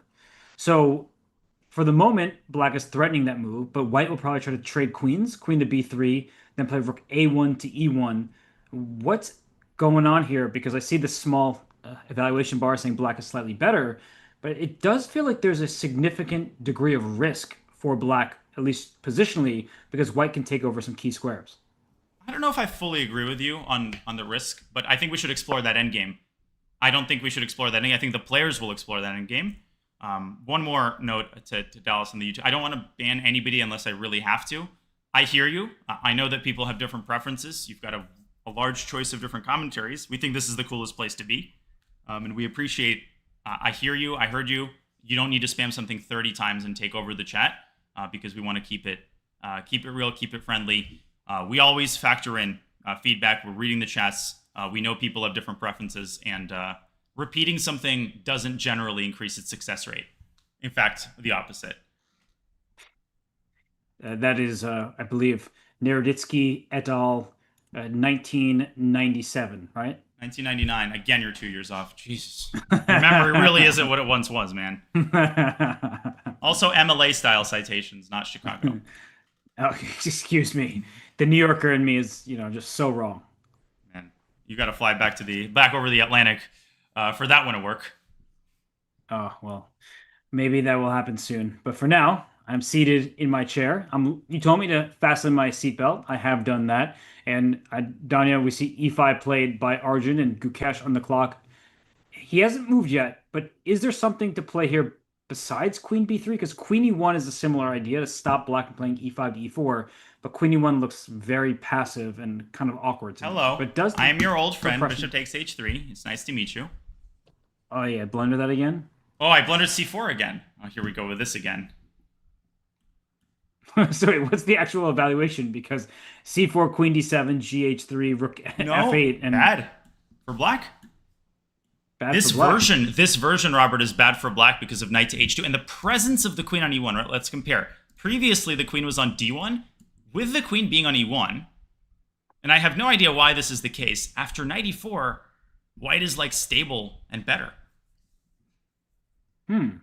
Okay, that does make sense to me. That the queen is very helpful in defense, and black doesn't get going in time. What do you see? You know what the deciding factor is? The fact that the black pawn is on e5. If it was on e7 here, not only would the knight have access to e5, let me put the old position on the board, right? Had Arjun played bishop f5 instead of d3, if we compare it to this position, it's like much the same thing, except you don't have a black pawn on e5, which means the knight has access to this square. The bishop has the long diagonal once you play d3. So this makes all the difference. And the rook is on e3 already in the game for white. That's a very helpful defensive That's piece. funny that he did put it on e3, but he didn't sacrifice it. So queen e1. Queen e1, there's no bishop takes h3, you're saying? Well, there is, but it's bad. True. So there's no threat for... The e5 pawn is defended. I'm just counting. It's protected enough times. So can black play rook f8 and just go for bishop takes h3 next? Yeah, the computer move is insane here. I'm scared to ask. It's insane. It's c4 anyway. I would never play such a move unless I'm deflecting the queen. So queen takes c4 and then? Bishop c3. Oh, I thought you were going for an exchange sack on e5, so it's not even that. Wow. Daniel would go for an exchange sacrifice, but not Stockfish Anya. But bishop takes h3, knight to d2. And again, the poor queen on c4 keeps getting in trouble for different reasons. Queen h4? But okay, rook e4 maybe. Yeah, I don't have enough firepower to attack you with, I guess. Again, this pawn on e5, right? This pawn is just being stared at, and it's being served by its superiors on c6 and g7, which should be using that square as a transit point to increase their attack on white's king. So, you know what's interesting, Robert, is this move e5, it's so natural because you want to play e4, you want to link up the pawns, but it comes with a hefty positional price tag. once you start investigating the position. That C4 push, that sacrifice is fascinating, and I believe that Gukesh may be considering it even in this position. If he sees the idea, he Unbelievable. may I be was tempted opening my into mouth to ask that to you. it. Well, I'm about to shout out Ryan in the YouTube channel saying, I see a pop-up. Let's celebrate their first super on the live stream. So I don't really know how to do that, but I can say thank you. So appreciate it, Ryan. Let's celebrate as in they're encouraging the streamers to not be ungrateful, and to thank everybody who supports in whatever way you choose to support us, whether it's with your eyeballs and your ears, hopefully mostly your ears. But if you support us with your wallets, we don't mind that at all. Man, we are appreciative of everybody. Thank you. It's true. So thank you so much, everybody. And Danya, I feel like today we already have one result down. Hikaru loses in Armageddon to Magnus, and that happened very quickly. So like the matchup that I feel like most fans were looking forward to, that one is done with, but there's still some great fights ahead. And I'm looking across the games, and I'm going to give myself a pat on the back because I see Lei Tingjie against Vaishali. It's starting to look better for White. We don't have to stay there too long, but an idea we spoke about has indeed come to fruition. Absolutely, we can stay there as long as your heart desires. And okay, actually, all of the games are kind of heating up unexpectedly across the women's section. So let's see. Norway Chess Women, and we want to open this game. The side that controls the pawn breaks controls their destiny. And okay, so she played c4 right when you said, well, right when you pointed it out. So maybe Lei Tingjie was trying to limit Black's ability to play d5. And she didn't want to like have to evaluate that, so she plays c4 without delay, takes, knight f6 hitting the e4 pawn, knight to d7. I kind of drew this with my mouse just sort of to point out potential maneuvers, but look at this. Rook e2, knight b6, rook to c2, black to move, rook to d7, white to move. Live position. And feels like White has made some serious progress, and Black herself, she got the knight around to b6. That seems smart. But I'm just trying to figure out the right squares for the pieces. Like, is f2 to f4? That's a risky type of move to make from the white side. You gain even more space, but you do undouble Black's pawns and give Black a target to go after. So I'm just trying to figure out, like, can White play for c4 to c5? It does allow d takes c5 in some positions, and maybe too much liquidation allows Black to escape. Not to mention, knight a4, the knight can plant itself there, but then bishop takes e5. You sort of get the sense, Danya, that Black is hanging on by a thread in some of these positions, and it can get strategically awkward. Well, you said too much liquidation. This would allow Black to consolidate an advantage after d takes e5. I hope you're watching me on a plasma screen TV. And unfortunately, the fact that the rook on d1 is hanging, that's what really hurts White, because you have to exchange on d7. What that prevents is not only bishop takes c5, it prevents you from playing rook takes c5, which was the whole point of pushing c5, right? Isn't it to open the file? If you're going to take with a pawn on c5, yes, Black has a weakness on e5, but it is more than counterbalanced, I think, at least intuitively, by these two weaknesses on c5 and a3. And knights can be surprisingly good at, if they have one task, right? Defend the e5 pawn. Even if they have two tasks, like defend e5 while attacking c5, they're pretty good at that. When it gets down to like multitasking on multiple sides of the board, that is where the bishop proves its superiority. Agreed. Knights need to be concentrated in a short radius, and here the knight does everything it needs to by protecting a pawn and attacking the white pawn. So c5 is too soon. I got you there. But it does feel like White is close. Like there's a breakthrough on the horizon, but that's credit to Vaishali for stopping White's immediate plan and coming up with good defensive resources. So I like the look of the position for White, but I acknowledge that objectively speaking, Vaishali is playing very accurate chess. Yeah, I mean, there is also a slow burn kind of way to play this, like rook to d3. And one idea that catches my eye is bishop c1 to e3, kind of evacuating the bishop toward the center. So you're keeping c5 in your pocket as a possible idea, but you're also maintaining the idea of f4, and then just sort of taking the waiting strategy of, okay, I'm going to sort of make moves and improve my position, maybe go h4 and kind of await the perfect opportunity or the best opportunity to carry out one of these pawn breaks. So we will carry out a transition to a different game. Quick thing before you do, Danya. Oh, okay. Go on. If you don't mind. I don't. Bishop c...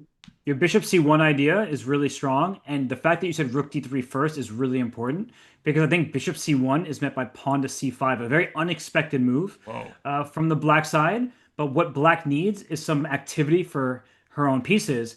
And if you take on c5, we get the transition we were just talking about, where yes, the pawn structure looks ugly, but what black gets in return are some targets that are cemented in place. The c4 pawn, the e4 pawn later, a black rook landing on a4, the a3 pawn is still a potential weakness. So yeah, that's a really good idea by you. And rook d3 feels like a great starting point because it doesn't allow black to get this going. I really appreciate that you pointed that out. And speaking of targets, the knight would also have a dream square on d4, just waiting for it, and only 2 moves away from getting it there. So definitely some intrigue left in this position. It's not just going to be a draw. It might be, but I think they're going to fight it out. Where to from here, Robert? Should we go to the Ju and Ju? Yes? People are saying that Gukesh made an error and they're not tricking us. I opened the game and there is a piece on e1, but it isn't the white queen. Like I said, we should go to the Gukesh game because I think he might have made an error. Thank you, chat. This has been a very strange game from Gukesh thus far, and we're not trying to be overly critical, but like look at Black's pieces, extremely active all across the board, and White's pieces are on his first 3 ranks, and Black has been the one pushing just out of the opening. So something is going wrong for Gukesh, and Arjun should be very happy. Well, he had the right square. Another thing I yell at my students for when they say, "Oh, but I got the right square."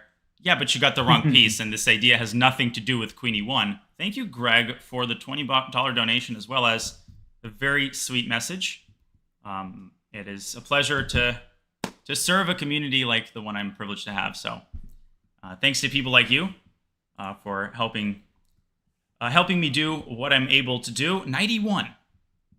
What exactly is wrong with this move? And let me ask it a different way, or maybe a different question is better. Like, what is his idea? I can see that he threatens knight f5 and knight d3, but what if Arjun just plays e4? Surely he must have something in mind. Is it f3? I think it's f3, and here's where it becomes difficult to calculate. So we can all see that the evaluation of the live board is better for black, and e4 seems like a very natural first step. But now it gets extremely tricky because f3 undermines the defender of the d3 pawn. If e takes f3, I think you can just capture back with the... Honestly, either piece looks reasonable. Well, there's 4 pieces that can take there, but rook takes f3 there, perhaps? Or I was actually calculating some different options here for black, but you're saying e takes f3. What exactly is white's response? Yeah, because you can take back with 4 different pieces, but I guess rook takes f3 or knight takes f3 would have to be the first considerations. Probably knight takes because rook takes. Queen takes looks bad to me because it walks into a potential discovery, and it's important to point out black can just play a move like queen b5, and the white queen is tangled up in the complications here. What would be your inclination, Robert? I assume you agree with that, between knight f3 and rook f3. Yeah, I've eliminated rook f3 because that allows knight e5 with tempo, and why am I allowing a knight into c4 and all the trouble that ensues from this? So by process of elimination, knight takes f3 for white is what I'm going for. That is essentially the only option. And can I now swing my bishop around to c5? Something to that effect? e4 is on the board? You definitely should be looking that direction. And you were going to say, though, I want to take a step back because e4 is on the board, given an exclamation point, meaning it's the only move that kept black's advantage. And after f3, you were looking for some other tactics. So I didn't mean to cut you off there, but I'm just trying to hear you out and see what you're aiming for. It's not really a tactical move, but something that caught my eye for some reason was queen to c5. Maybe I'm probably completely off the mark, and off the Naroditsky as well. But my idea, what is my idea? My idea is to essentially allow f takes e4, but I don't really care about that. In fact, I would argue that this in some cases plays into black's hands. I just want to drop the bishop back to e6 and establish complete positional dominance over the e5 square, knight e5 on the next move. What is the actual point of queen c5? It's to make sure that f takes c4 doesn't hit the queen, and to indirectly protect the d3 pawn, because now, of course, the rook is pinned on e3, obviously. So also f3, queen c5, Robert, b4. I will stay on the diagonal with queen b6. Feel free to just shoot this down. We don't have to spend a long time on it if you think it's frivolous.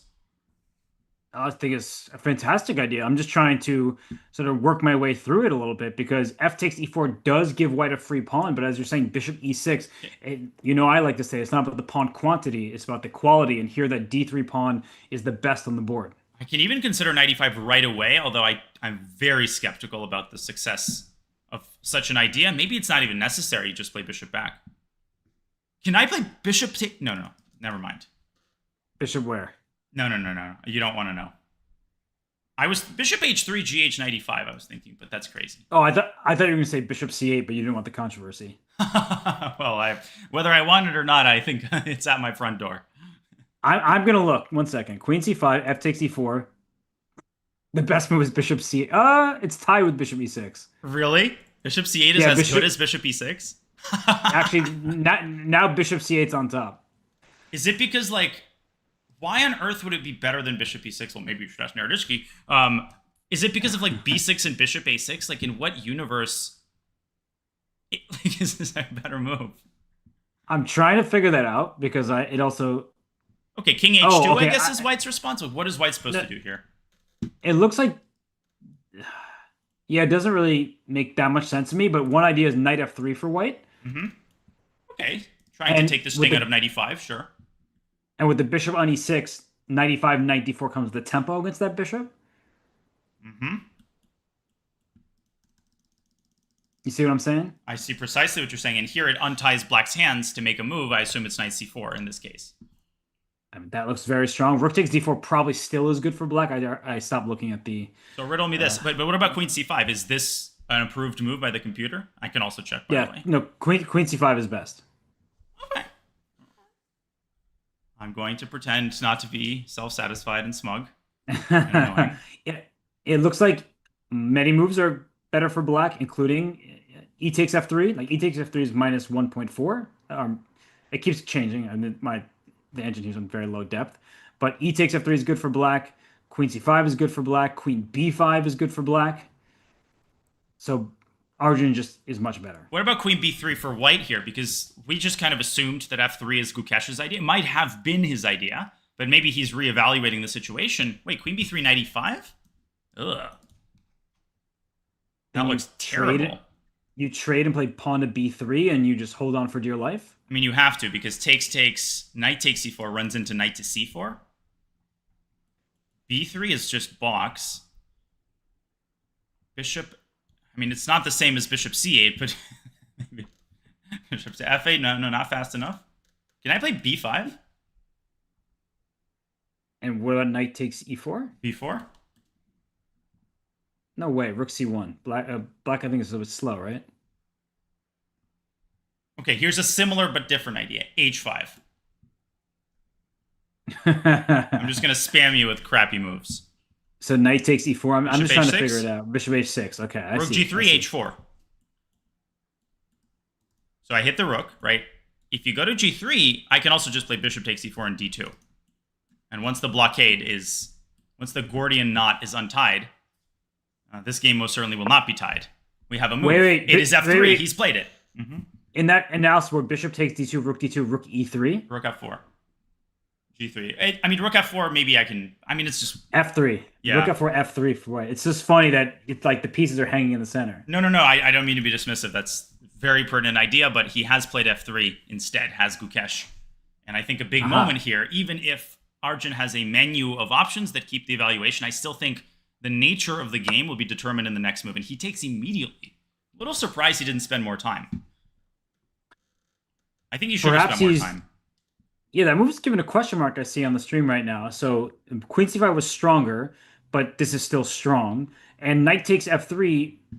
Arjun's probably happy that his pawn on d3 is very well defended at that stage, and all these diagonals are opening up. But I agree with you that a little bit more time could have led to a different decision. But Danya, knight takes f5 for white out of the question. I think f2 check at the very least looks promising, just to encourage the white king out. You're not strong about that? I don't... My pawn game is weak today, sorry. Ooh, I see the back and forth, the good old switcheroo. But Danya, look at the clock, by the way. I know looks like plenty of time for both players. 36, almost 37 minutes for Gukesh, 45 for Arjun, it just is much easier to play for the black pieces because your king is safer and you're the one who's going after the white side of the board. By the way, I mean, I still have no clue what went wrong in the opening for Gukesh. Like, I'm just looking at this and I keep returning to that question. Like, bishop c4 and h3. How do you, like, why do you choose that line? Like, it just doesn't make any sense to me because it's not even similar to any other line that he might have confused it with. I just don't get it, honestly, at all. Yeah, h3 is just not a move. So it's a move in a different move order, I guess, because h3 it takes. So what I'm talking about is this, by the way, move 6 h3. Yeah, it's something that we briefly discussed but didn't show in detail because down at queen e2, there's bishop g4 for black, Yep. and I just want to show one like line that sort of shows how complicated it gets. If white tries to go for e5, as you mentioned earlier, like that's the idea that white wants e5, e6. The problem is after e5, de, knight f to d7, that white can push the pawn forward to e6, but black isn't just going to take it. Black's going to play knight to e5, and suddenly it gets very tactical. The white king remains in the center. The kingside pawn structure may end up in shambles if you're not very careful. So I don't think this is exactly what Gukesh wanted out of this game. No, but then don't play bishop c4. And I'm not trying to ride Gukesh for making a completely understandable mishap in the opening, but bishop e2 I think would be very much up his alley. He certainly has looked at the Peerts, right? People shouldn't be looking at this and say, oh, so like I can play the Peerts against a top player and it's a second-rate opening, so they don't look at it. Like they don't look at the Alekhine. They certainly look at these openings prophylactically with their seconds, right? To have something against it, but they're not actively expecting it from anybody, right? They're just sort of maybe looked at it once. And they're human, right? There isn't time to look at everything. So sometimes the wires can get crossed, and they most certainly did here. Bishop c4 and h3. And at this point, it's white fighting for equality. Gukesh wasn't able to find the right square for the knight, and he was worse right out of the gates. So that is where his problems started, and they are most certainly not anywhere near finishing with he takes f3. Shout out to the Chess Dojo for the raid. Always appreciate the educational content coming from your channel. But Danya, a question I have about the opening, because you raised some good points that no player can study every single opening every single day.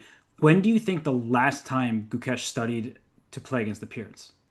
By study, do you mean like reviewed his existing file or developed like analysis with his team? Just looked at it at all in any capacity. Probably before the World Championship against Ding, I would have to estimate or guesstimate.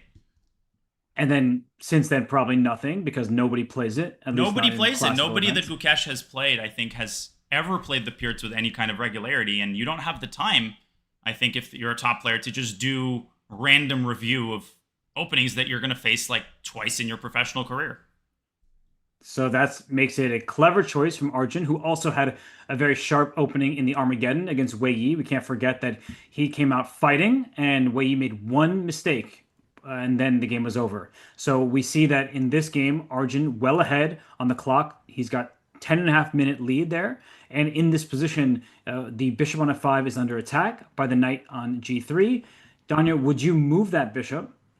We talked as a joke or half joke, bishop c8 in a previous position. Here, I think bishop e6 makes more sense because white's main idea is queen to b3, and bishop e6 stops white from getting that trade in. Which bishop was I joking about? Sorry.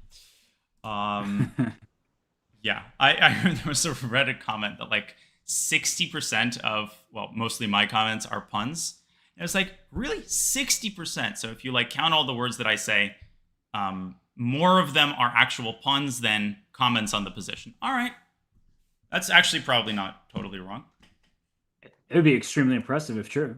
Yeah, it really would be. Like, who manages to make that many puns? But bishop e6, what was your question? I was saying that bishop c8, jokes aside, bishop e6 takes away queen to b3. So that's one of white's main ideas, to trade queens, try to get the second rook in the game. Bishop e6 makes that task harder. I apologize. That was a point I should have listened to the first time. What about queen to e1? Trying to exploit one of the downsides of the bishop sitting on e6. We saw that in the context of a knight landing on d4 earlier. I'm trying to make you regret it here. Donnie, you're the tactician. What's wrong with queen? There you go. But c4 again. Oh my, no, there's no way c4 works. Yeah, there's just no way it works in this open board. But okay, give me an example of what you do here. So queen. Uh, Not to sound like somebody who just recommended a move, but is queen c5 available? Yeah, I was just thinking knight e4 and queen f8. Oh, look at that maneuver. That is sick. Just going all the way back. Such an easy move to miss. Goodbye, knight on f3. Your point is well taken, though. Like, even if you didn't have queen c5, just sacking the bishop should be at the very least practically nice for black. Yeah, because queen could take on c4, the b2 pawn would be loose, the d4 square is black's for the taking. So bishop e6, it stops the main idea of queen to b3, and queen e1 doesn't look available, as we were just analyzing. And white's moves are difficult to find. This is so bad for white. That's end of message. I will say that while it's bad for Gukesh, that's clear, there isn't an obvious way to power through for Arjun. It's not like there's an impending checkmate that's unavoidable. So we saw Gukesh survive his game yesterday, and for the second day in a row with the white pieces, he's trying to survive in classical. It's not hopeless, but black is the side for choice and is having all the fun. Not just not hopeless. I mean, compared to what Gukesh had against Magnus, this is like paradise. This is definitely a more double-edged position. And queen a4 is a move that I indicated with an arrow, maybe trying to get the queen active. I think you bring up an important point, which is that, okay, what is black's next move? Like, and again, that's maybe not a useful question because white actually has to do something. But what if I literally play like a3? Sorry, I was distracted for a second because of the chat asking about Fabi's game, and I just went to look, and Fabi does have winning chances, so that game will continue. I promise I have otherwise been attentive to what you're saying, but I did just get distracted for a second there. So, sorry, repeat your question. What is black's next move? My question is essentially throwing your question back at you. Like if white makes a relatively innocuous pass move, what is next for black? Is it knight e5? Is it? Yeah, knight e5 probably. So what if I play queen a4 trying to discourage you from jumping to e5? So you're trying to... And you are discouraging me, or you're just trying to? I think I'm discouraging it by saying that I'm discouraging it. That usually works when you and I are talking because I trust you tactically, and I'm just trying to make things... Wait. Bishop takes h3? Not this again, please. No, but here's c4. Oh, also... Okay, nothing has actually changed. I see. Ridiculous. Why did I even bring this up in the first place, this bishop takes h3? This demonic tactic that just... Wow. But this is why I said it's bad for white. It's just there's no moves. It's the Greek gift that keeps on giving, although it's not a Greek gift, so... That would be Nico Theodoro. That actually would be a really good nickname for him. The Greek gift? Yeah, he's such a good player, full of great tactics. I like it. Yeah, that's kind of creative. Ludwig van Yeah. Oy, oy, oy. Bishop b6 played. Great call, Robert. That's a hard move to get yourself to play, I think, because you do leave the d3 pawn not as supervised, but white just doesn't have the firepower. Again, white lacks the light squared bishop. And compared to that Ruy Lopez line, it's going to hurt white's going to hamstring white's ability to seek counterplay. But Gukesh does his best with knight to e4. Maybe swinging the knight back to f2 and finally taking this bishop takes h3 tactic off the table. There won't be a table if you let Magnus near this position. Nice. Well, what if Arjun plays knight e5 now? Because the next step of this game is Arjun finding inroads for his pieces. Like he has a great setup. He's got a passed pawn. Then knight on f3 is keeping quite a lot of white's position together. So if I remove that knight and can replace the knight with a bishop on e5, it starts to feel like there's an attack brewing with like rook d8 to f8 and things of that nature. On the topic of the table, yesterday, I think I sent this to you. During our broadcast, I made some offhand comment that if Magnus blunders this, like he's going to like destroy the tournament hall. Like I made some offhand exaggerated statement. I think it actually aged pretty well. Okay, I'm going to table those puns for later because we have some positions to discuss. I knew you were going to say something to that effect, and you are the prophet for a reason. But this position is just, I mean, every single turn, I'm asking new questions. Like, what is white going to do after each choice from black? And knight e5 does look powerful. Well, c4 is not off. I mean, it isn't off the table because of bishop c3 ideas. We talked about this sacrifice in a different context, but if black plays rook f8, it's not a sacrifice because queen takes c4 runs into knight d6. So it's not like white doesn't have active ideas, and if you play queen to d7, you'll be left with no bishop on e6. Still some life in this position. I'm absolutely not convinced by any means that this will be a smooth win for Arjun. Smooth? I know what you're referring to, yes. You just can't say game wasn't smooth enough. I mean, what do you want me to do? That interview was classic. And nobody remembers it, probably. People are like, what are they talking about? Let's talk about Fabi's game, shall we?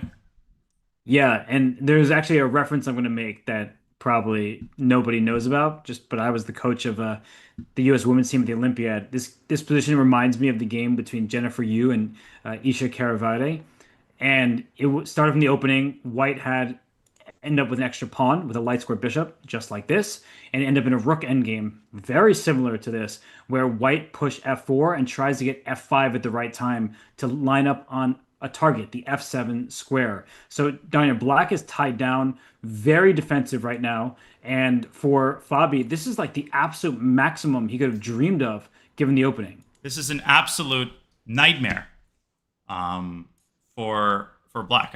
You said maximum, I started thinking of Vaishali Grov. My brain's is all over the place today. And then I said nightmare, which is the same word in Russian as it is in French. Kind of a fun fact. There's a ton of loan words. But whichever language you say it in, Chinese, English, Russian, French, it's a nightmare scenario for Wei Yi. This is not even close to what he had in mind, obviously, Robert, when he gave up that A-pawn. Right? He thought that I will smoothly win back the A-pawn, or my piece activity is going to compensate for it. He didn't think that he's going to have to give up his bishop pair and be left with the B-pawn uncaptured. There's so many issues here that actually are not immediately obvious, but one big one, Danya, is like, let's say we make natural-looking moves, like GF4, and what comes next? Like bishop to D6 or something? And that's one of the issues, is like, it's not easy to find a move because you can't get your king active, and H7 is obviously not hanging yet. Bishop D6, for example. So F5 for white, and after E takes F5, I'm not going to take you back with my bishop. I'm going to play bishop C4. Great idea, by the way. This F5, I think a lot of people in the chat would play king F3 instead. Sorry, go on. No. And then rook to B5, just to scoop up the F5 pawn with the rook and go after the F7 pawn once more, because you need targets, or you need squares that you can control. If black is to play f6, jokes aside with never play f6, that gives even more control of light squares to white. The bishop on c4 defends the e2 pawn, defends the b3 pawn, it's protected itself, and the white king can start running into the position to help out in the attempt to win. I had a very similar endgame myself years ago in the 2009 National Open in Vegas against GM Alex Yermolinsky, who is currently not in good health. We wish Sasha the very best. Iconic, legend of American chess. Of course, he lived in the Bay Area for many years, moved to South Dakota. And really, really an inspirational figure in my early chess development. And he, unfortunately, had this on the white side. I was a pawn down. He missed a stalemate trick in a completely winning position. Like, he just converted it seamlessly. He started not the best words in Russian. And I had to hold rook and bishop versus rook for 50 moves, Robert. When the game ended, there was 15 minutes for my mom and I to grab some food, and then I had to play Dmitry Gurevich in the last round and save another bad end game. I was an FM at the time. You go from one staple of U.S. chess to another, and I played Shabalov earlier in the tournament and beat him. Well, Shaba, always a fun player to play, just super exciting style. But I was going to say, we do wish Yermo the best. Obviously, he's been going through a lot with his health, but the two-time U.S. champion is a name that has been in the history books, and hopefully he does improve. We wish him really the best and all the care in the world. But Danya, as it pertains to this position, Fabi, he's trying to press. Speaking of U.S. champions, Fabi has won how many in a row now? Like, it feels like every time the U.S. championship rolls around, he's coming out on top. He's always there.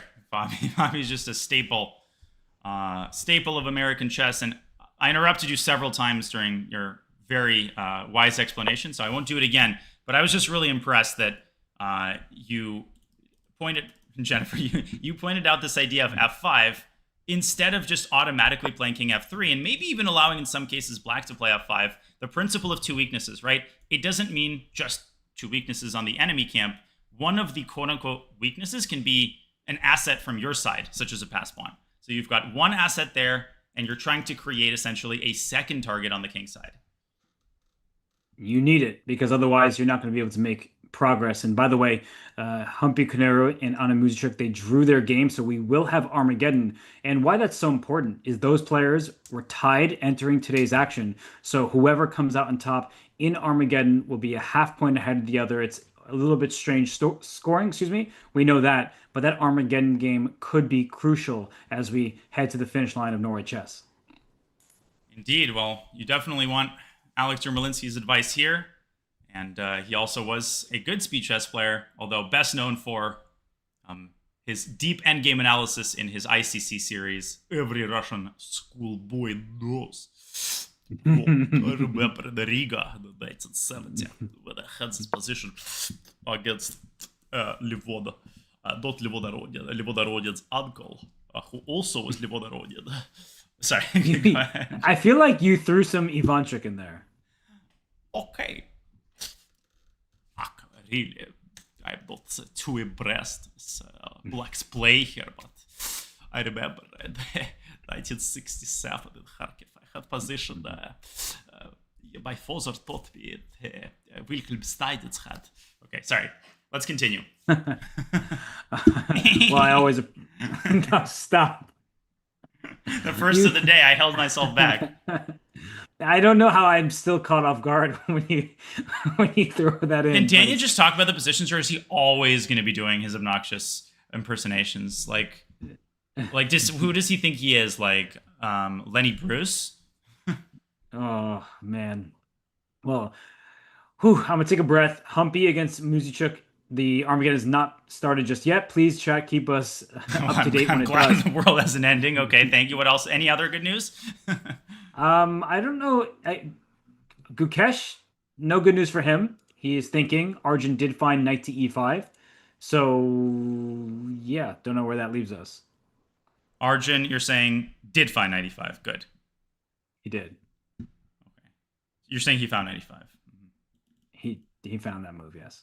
What about Sarah Kadem's game? Because I think I clicked it and then I just sort of forgot about it and then I never ended up sort of evaluating the position. So can we spend just like a minute on it and then maybe go back to Gukesh's game?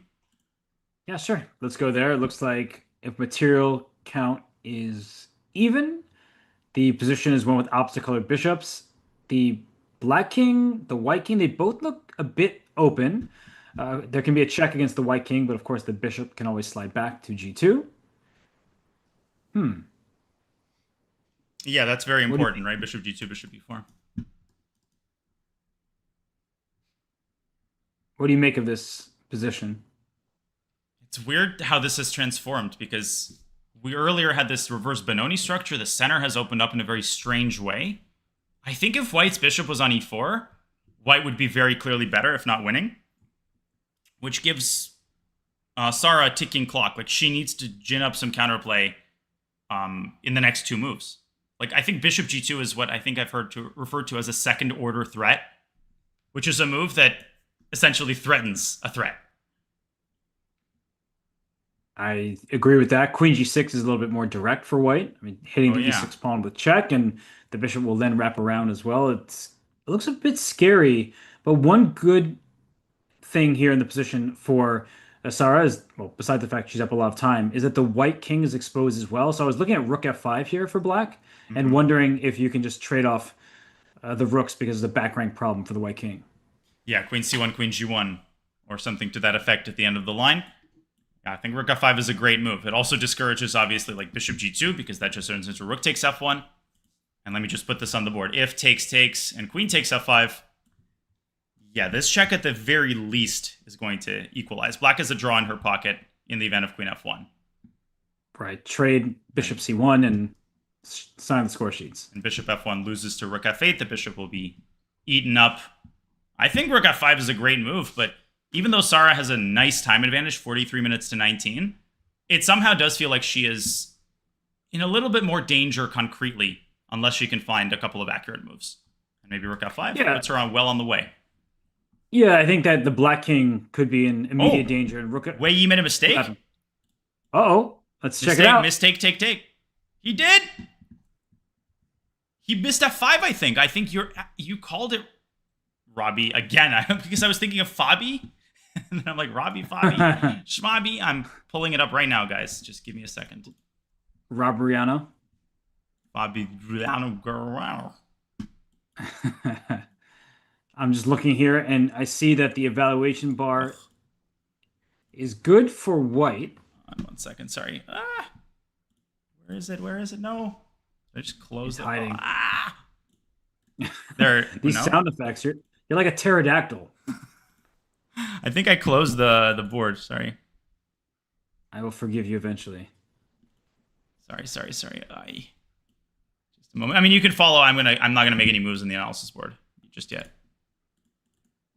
So why is this so good for white? There's going to be an issue on the f7 square, that's for sure. And I mean, But I'm f5, also trying no? to. But f5, e takes f5. By the way, I'm almost there, guys. So the live board is going to be the one. E takes f5, bishop c4, I thought. Bishop e7. Well, I guess, is that winning? Like, I knew that it's a plan, but I wasn't 100% sure that it's already winning at the stage. Sorry, it's okay. Forgive yourself. like I have Everyone like forgives you already. 8,000 browsers open. I know how that works. I've been there. I was there earlier today. So f5, ef5, bishop f5. Oh, sorry, bishop c4. What am I talking about? Bishop e7, king f4. The bishop. Trying my best here.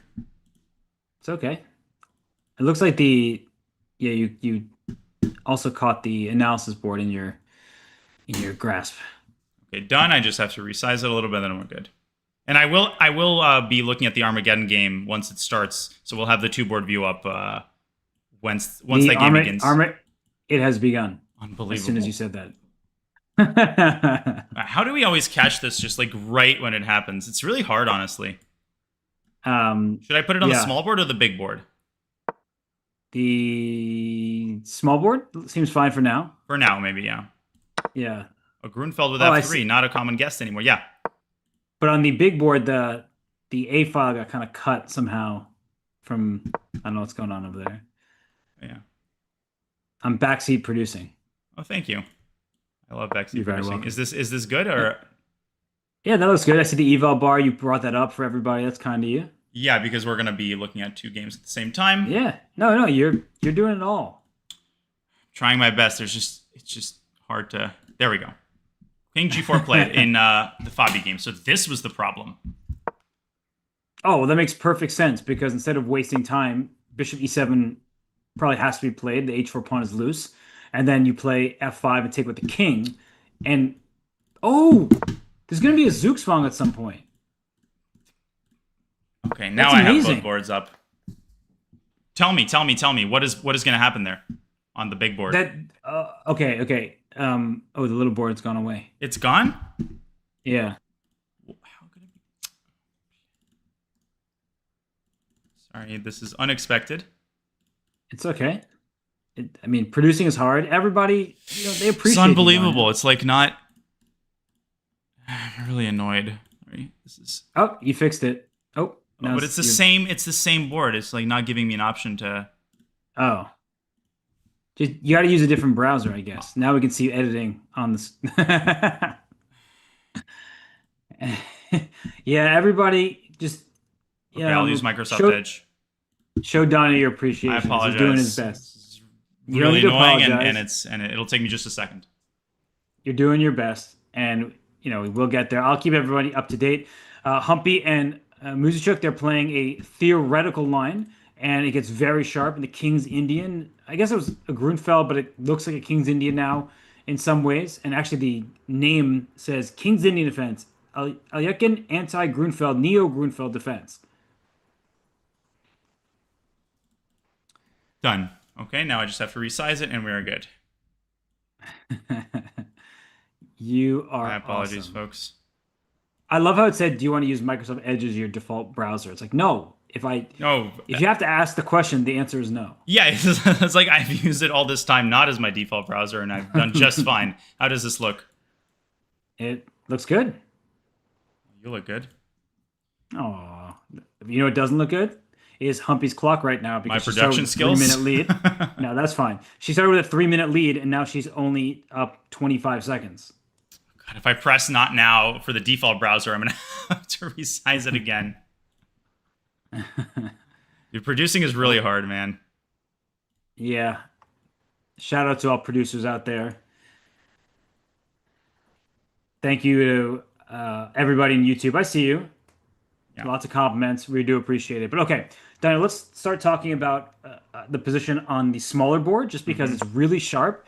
And Humpy has spent a lot of time and then immediately made a mistake with knight to h3 here, and black has the What is advantage now. that? E5 here. I mean, I've played this line actually from the white side. There was a stretch where I was playing this f3 line against the Grunfeld when I was playing d4 on move one. And I think e5 is like the only move that I'm aware of here. This is a very common line. You're not supposed to allow f takes e4 and like bishop g4 or bishop takes h3 and e5. As a lifetime d4 player, I'm really surprised that Humpy. Wait a second, there's like rook f1 in some positions, but probably not here. I think bishop g4 seems easy enough because you are distracting the white rook, and then the d4 pawn falls. If you play bishop e2, black takes, and no matter how white takes back, there's a problem on the Oh my c4 or d4 gosh. square. So let me put this on the. That's the small board. I mean, she hasn't played it yet, but she will.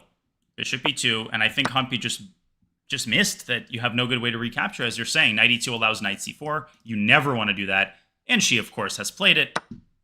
And here, I think you can just play knight d4 and secure the knight with e5. You cannot check on c4. This is huge because of knight takes e4. It's on the board. Bishop e2, knight takes e2 is the lesser evil, of course. You can't lose the d4 pawn. But But it is all evil. things considered, for the mistakes that Humpy has made, like she will have winning chances. This is a messy position. Black's pawn structure, the isolated e pawn, not great. The black king could be a bit exposed if a queen gets the a2 g8 diagonal. The knight comes into g5, so black is better, but white will have chances. And Don, if you don't mind, I guess we can leave the Fabi game for now. But there's this one idea that I'll eventually want to show. But since they have plenty of time, maybe we should focus on I mean, the. you could show it now. I mean, queen c3, knight e3, queen e3. I think the next few moves will give us a chance. Okay, and thank you, Echoplex. I see you there. But let's talk about the Fabi game. So the h4 pawn's under attack. If black plays Yes. bishop e7 to defend, Hmm. white will play pawn to f5. Black is strongly encouraged to take on f5 there. King Hmm. takes f5. And an essential issue is that if you play like a quiet move, like say bishop d6, Hard to white find a already has move. king f6. Yeah, king f6 is like a massive threat. If I go rook d2, by the way, you're going to start pushing up your pawn skis. Yes, I And you will for said bishop sure. d6, king f6, end of the game. What about bishop c5 to Exactly. meet king f6 with a check? Right. So you bishop c5, king f6, bishop d4 check, king g5. Your h4 pawn is loose. So I defend it with bishop f2, right? I mean, I'm just making the And obvious th moves.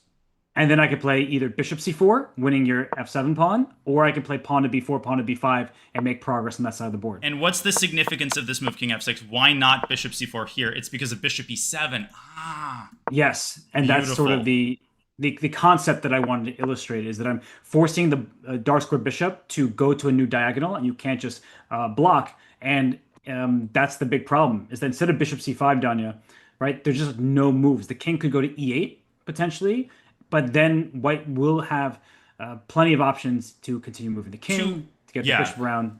It's trouble. 2 points. One very quick observation. The principle of two weaknesses. This is more like the principle of three weaknesses, right? You see this so often in endgame books. The concept of overextending your opponent by like using the weaknesses to create an awkward scenario. My second point is a question, Robert. F5 check, a tactical attempt to trade the h4 pawn for the f4 pawn. Are you just going to go here and king f6 and win the game? Yeah, I mean the thing is you get a check in and you're trying to get the f4 pawn. So I see what you're going for. The problem is king g5, you can go bishop e7 check, king g6, and the white king is entered and black's in just probably Zugzwang and just dead. Unbelievable how quickly this happened and so important. You know, the eval bar was giving 0.4, 0.5. It was actually much worse than that. That didn't respect Fabi's winning chances. You just know that the trend of the game, which I always like to refer to because that gives you a lot of hints about the psychological condition of the players, that was most certainly favoring Fabi. On the other side of the board, we see Humpy Canero trying to stir the pot with knight g5, a perfect time for us to switch our attention to that game. I'm also keeping track of Gukesh's game, but what do you make of knight g5? Is that a worthy attempt to stir the pot? I want to give a quick shout to Dave in the YouTube chat. I see those $5 coming in here, but you're asking if there are going to be some winning attempts for Humpy. I mean, this position is one, like I said, where White will get some chances. If Bishop h6 right now, it looks threatening. You play h4, and that h4 move is something that White wants to play regardless of the pin on the diagonal. Like, you want to get an attack going. So, Danya, of course, Black is doing well objectively and doing well in the clock, I might add, with only a draw needed. But I would say it's the type of position that Humpy wants to get winning chances. Queen b3 check is the threat. I mean, d takes c5 you have to keep track of. You have to assess a lot of unbalanced positions. I think you're right. I think Humpy, she took her mistakes in stride. She doesn't let it impact the subsequent play. And she's making the most of the situation. Like, if Anna Muzichuk solves these problems, Queen e7 would also be a move that I'm very interested in here. Just defending the f7 square, coordinating the rooks. You take your hat off. Okay, good job. But you got to make the most of the situation on the board. And she's doing just that. 3 minutes and 40 seconds. So once again, Humpy has a nice little time cushion to boot. The Gukesh game heating up as well, by the way. Yeah, and I'm just looking at this position between Humpy Canero and Anna Muzichuk. Like, Queen b3 check followed by knight e6 is something to consider, and the h-pawn is forward, protecting that knight. So, wow, taking on d4, Danya, I think that White can just take a couple times there and take over the d file. Like, you might turn a potential attack into just control in potentially an endgame. How fine is the line between insanity and genius? You got to be absolutely sure in your calculation if you're Anna Muzichuk. And Bishop takes g5, very tempting, but it opens up the h-file, and White most certainly still would have the firepower to develop an attack against Black's king. And Rook Queen h2, b3 check. by the way, by Wei Yi, what a move. I'm not sure it's going to be enough, but he wants to meet b4 with rook a4, so it's a very good concept by him. But we see in the left-hand side of our screen on the board in green, it looks like Anna Muzichuk continues to burn that midnight oil, trying to figure out the best way. And done, it's objectively a pretty level game in terms of the evaluation, but practically speaking, especially from like c5, White can just control these light squares. Delayed Sicilian, sorry to distract everyone's attention with something that we can get to in a bit. But I was just impressed with Wei Yi's patience there. Patience is not a quality that Anna Muzichuk will need to show here. She needs to play fast as she goes under 3 minutes, and we know how crazy things get. She's down an entire minute now, once again. This is a weakness. Queen to b3 is always on the table. Unpinning the knight. A little bit worried here for Muzichuk. I am as well. Done. Maybe we should put the f5 played by Fabi, great move. Maybe we could put the Gukesh game on that board just so in case anything happens, because that one looks spicy as well. But I mean, Humpy in the driver's seat, rook on d5, the c5 pawn is loose, and if Black just plays to protect these little pawns, White can even make a move like h4 to h5. Probably not anymore because of the pressure on the e4 pawn, Danya, but just something to keep in mind. How does Humpy keep pieces on the board? Is queen takes c5 an option here, or does that allow too many trades, as you hinted at earlier? Queen c5, there might be bishop takes g5, and the e4 pawn would drop with check, and that seems like it's turning the tables. Bad news there for White, because bishop on g5 would protect the queen on e7. What about rook takes c5? I like that move a lot. Bishop takes g5, you just take back with the h-pawn, I gather. Queen trade happens, but the 7th rank is White's for the taking. So important when you're playing an Armageddon game, not to just rule out an option because it trades queens. Yes, you can win an endgame. Maybe not a rook endgame, because apparently they're all supposed to end in draws. Try holding this if you're Anna Muzichuk. It's a double attack. Rook f7 actually drops not just one pawn, but a second pawn at the end of the line on b7. This is a huge moment for Humpy. She has to keep some spice alive here. Why is that equal? It looks so good for White. Like, from a distance, I would assume that White's just winning there, and perhaps Humpy will go for this variation precisely because it looks so appealing. But she now is playing rook to e1. She's getting a bit defensive, but maybe it's the best strategy down here because she's up on time and she needs to win. And a nice, calm, clear-headed reaction by Anna Muzichuk. You gave me a chance. I'm going to protect the c5 pawn once and for all. And queen b3, it's a scary-looking move, but because White has no dark-squared bishop, h8 is like the safest square on the board for the black king because the bishop on g7 can be used kind of as an umbrella, shielding the king from all of the elements, including Anna Muzychuk's, or sorry, Humpy Canaru's storm that she is about to try to put on this board. But why I like queen b3, king h8, knight f3, keep more pieces on the board so that you can try to attack. You don't want to see a liquidation and then just pieces shuffling and maybe an equal endgame. You want more pieces if you need to win. And Danya, now Humpy is down 14 seconds, so she's playing maybe too methodically for her own good. The clock is swinging like a pendulum. Whoa! The evaluation is in, and you got ice water in your veins. There is no effective discover check. That is amazing tactical awareness by Anna Muzychuk. She just allowed all sorts of discover check, and rook takes c5 was played, but the queens are coming off. And Humpy Canaru discovering that you can't do anything other than this move, queen to f7 or queen to e6. Which one would you choose? Does it matter? Probably, I don't think it matters. I would say queen e6 just because it felt a little bit more active. But Danya, after a queen exchange and rook takes g5, there's rook f4. That's the key. Uh-oh. And Humpy Canaru's winning chances. I can't seem to find them. I'm looking everywhere. She's looking everywhere. She's down on the clock. It's not coming from the clock situation. Rook f4, rook f2. Plenty of activity here to counterbalance. I mean, black's actually better after rook f4. Just hitting both pawns. h5. H5, just take on e4, hg6, and then h6 at the end, perhaps, for black. And we saw how good Anna Muzychuk is in rook endgame specifically. With those last seconds ticking down, she was able to hold Sara Kadem from a position of strength. And she is doing that so far swimmingly. Once again, rook f4, beautifully wading through the complications. And let's not forget, this is for first place in the women's tournament in Norway Chess because these two players entered the round tied with one another. So whoever takes this Armageddon is in clear first for the moment. I mean, king g7 is perfectly sufficient, but h takes g6. Is she going to go king f6 there? Or h6. But h takes g6, h6. So if I go with rook d5, I feel like there's still maybe a little bit of intrigue left on the board. No, but I think it's also a draw. It's well spotted. She plays h6. Yeah, I think both moves were equally good. Because the rook on e1 is unprotected, you can't go rook f5. You're starting to drop your extra pawns. It's crazy. White is 2 pawns up, and she's definitely going to lose at least both of them, if not a third pawn on g2 later down the line. At least the 2, probably 3, and with all the pawns that drop, it seems like White's winning chances are going to be none. And look at the clock, by the way, Danya. Anna Muzychuk playing very quickly, and it's Humpy who's down under 30 seconds. They're almost going to have an identical endgame to the one Anna held against Sara Kadem. She will win the g2 pawn, and the fact that White has 2 b pawns, it ain't going to matter at all. Rook g4 here seals the deal. You win b6, you lose g2. The h pawn will run, and that will distract White's forces. But Danya, there is a chance, because if b6 falls, the White king can slide up, and normally White gives up the rook for the h pawn, Black gives up the rook for a b pawn, but there are 2 b pawns. Yes, and that matters in a situation where White gives up the rook for the h pawn, and Black's rook is not able to access like the b1 square because the b2 pawn, I mentioned the umbrella, that pawn can be used to shield its spirit twin on b4. Careful, there's a rook g8 threat. Careful. Do not blunder that. 4 would be my instinctive choice, but this is getting a little bit tactical here. Watch out. So rook f2 play, I really like that move. That way you don't... Here comes the b pawn. Salt and pepper.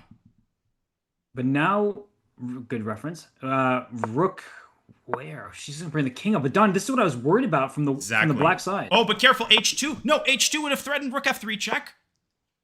And here comes the other pawn. It's anybody's game suddenly. Yeah, the 2 b pawns here are dangerous. If White's down to 2 seconds, Humpy better be careful. b6, rook f6. Oh, what a find. No, she's going to lose the b pawn. And it's going to be a draw. And it's a draw. Which means Black wins this Armageddon game. This got surprisingly tactical, which you called. I thought the game was over once they traded queens, but it wasn't. Great stuff by Humpy to keep chances alive, but it's not enough. Ice water in her veins, and Muzychuk seizes sole lead in the tournament. She's been playing incredibly well, has Muzychuk, and let's not forget that Humpy, she's had some great games in this event, but also was the recipient of maybe... I would say not the biggest, but one of the bigger blunders as well in the first game against Vaishali, where Vaishali was pressing all game and then just forgot about her own king. So Humpy in second place for the time being, other games still in action. But Danya, if our attention goes back to Fabi's game, as you brought up, the engine already indicates that white is winning. We can't keep the two board view up for now just because although Arjun has been thinking for what seems like the last, I mean, they've played an entire game while Arjun has thought on this position. Isn't that crazy? The whole Armageddon game, I think, happened in the span of his thinking time. That's the luxury you get when you conserve time early. You can spend it later. And for Arjun and Gukesh on the big board here, Danya, I mentioned this game relatively recently in one of the previous shows. Can you just go full Naroditsky and play Bishop B8 and Queen E5 and go for checkmate, something like that? But what about Bishop C7 to double the threat of Bishop B6 on top of the prospect of building the battery? That's way stronger. I will hold myself back here. I mean, Bishop C7, you were talking about the Arjun game, not the Wei Yi game, where Bishop C7 is way weaker. Yes, I was definitely talking about the big board, Bishop C7, rerouting to B6, or lining up a battery going for the H2 square and checkmate. A necessary clarification. Okay, what about C4? Like, there must be something that Arjun that's holding him back from playing this move, because it is a very natural idea, creating this double threat on the dark squares. But of course, the C4, bishop on E6, yeah? C4, Queen E5? By the way, knight F2, queen to D6. I'll get to your line in just a second. I think this is really important as well. There's a checkmate on H1 because of the pin. That's beautiful, actually. Thank you. But C4, you said queen E5. And if I play knight to G3, then I have bishop B6. Oh, no, you didn't. Yes, I did. No, you didn't. Apparently, I also made a mistake because the eval went back to the middle at some point there. In this position? Well, queen G3 doesn't solve anything. Knight F6 check. Maybe it's that. Maybe that's the secret sauce. What a wild position this is now. Easy, so easy for either side to make a mistake. Maybe this position is the one that Arjun is trying to puzzle out. Like, where do I put my queen? Queen to D4 runs into bishop C3.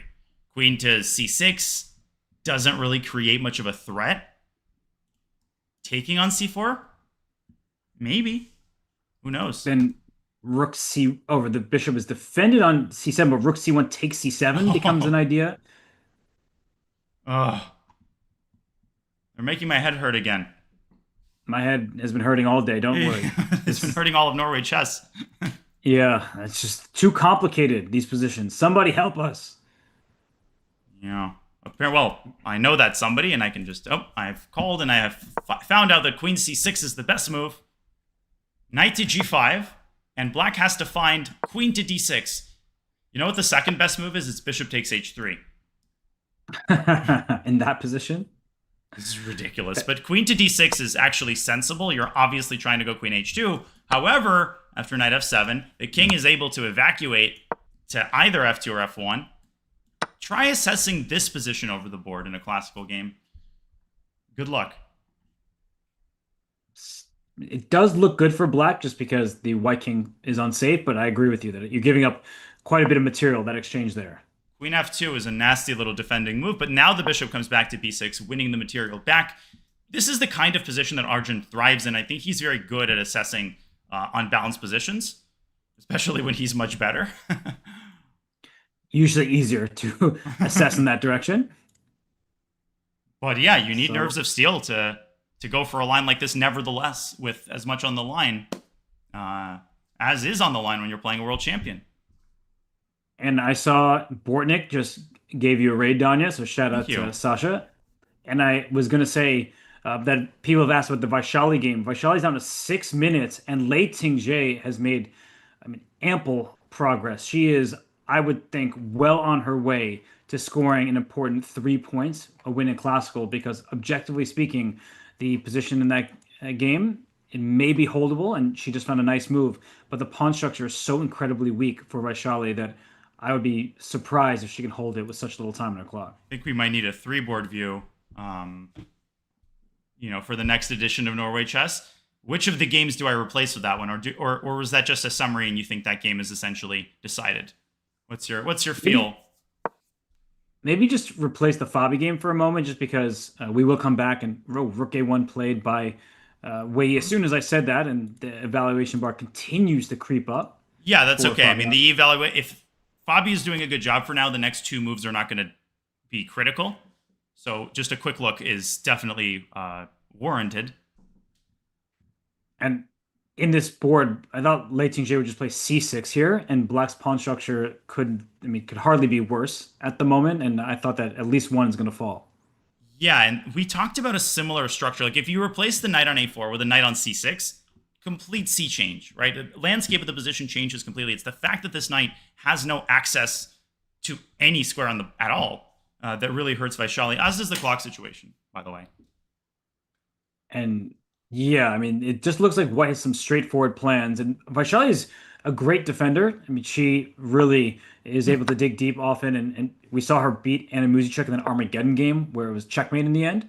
But this is a very, very different scenario. However, let's not forget that Lei Tingjie did butcher a winning position against Armageddon and actually lost it in a similar situation where she had, 20 minutes to three. She took a long time to puzzle out and try to find a forced win, failed to do so. So, given Vaishali's record of resilience, lots of work left to be done here if Lei Tingjie wants to score the full point. Rook AF8 in the meantime is on the board in our Gukesh Arjun game. Yeah, why don't we analyze that game for a second? Because Arjun just bringing his second rook to an open file. I guess my question is rook f1 check a threat? Like, is winning the queen for the two rooks a good idea? I'm not sold on that in this position. So I'm just trying to figure out if black had a free turn, would it be your bishop c7 move and just rerouting that piece? Well, the bishop is now hanging, so Gukesh asking that question of Arjun. Or is it bishop f4? Rook takes c6, bishop takes d2, with more pandemonium on the board. Check. I've now that's very complicated. Converted the green board to our life board, so I'm analyzing here. Check on g6. I play king h7. What's your move? Queen takes d2. King takes g6. And then I'm gonna, I don't know, rook d1. Yeah, rook f2. No, queen takes d3 is check there. Yeah, but rook d1, queen takes d3. My queen's on d5. Oh, yeah, and then b2 hangs, and then I'm just lost and losing all my pawns. But I don't see why that's not. Like queen e6 here, I think, is sufficient for white to potentially even hold the game. Something like this. It looks like so artificial for white. Like you are protecting your pieces there. And I think the fact that the black queen can't attack the white rook, the knight on g3 covers h5 is very key. Yeah, Gukesh is starting to make some, well, he's been making moves all game, but make some moves toward potentially keeping Arjun's advantage in check. And if you're not playing bishop f4, are there suitable alternatives? Are there any other candidate moves? There's rook f2. Rook f2 is what I was about to suggest. And in fact, if you take on f2, you lose the game for white because you get two rooks, but then bishop f4 at the end wins too much material. And what about knight e4 back? Knight e4 back. Bishop g3 is a funny move, but it doesn't work. That is funny. Is there? No, there's not. I was wondering if there's bishop takes h3, g takes h3, and then you get access to the h2 square, but I can't quite see a decisive blow there. Like takes. Was there bishop h2 check, king h1, and then bishop g3?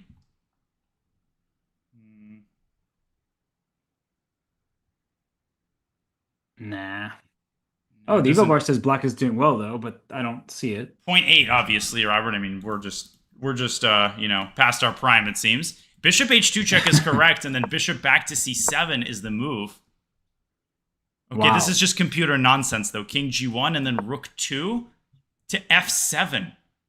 What? Just play it casually. You sacrifice a piece and just say my piece placement is better than yours. I sacrificed a piece for no reason. I have no threat, and yet I'm just playing chess. Okay, of course there is a threat, and that is bishop b6, our old friend.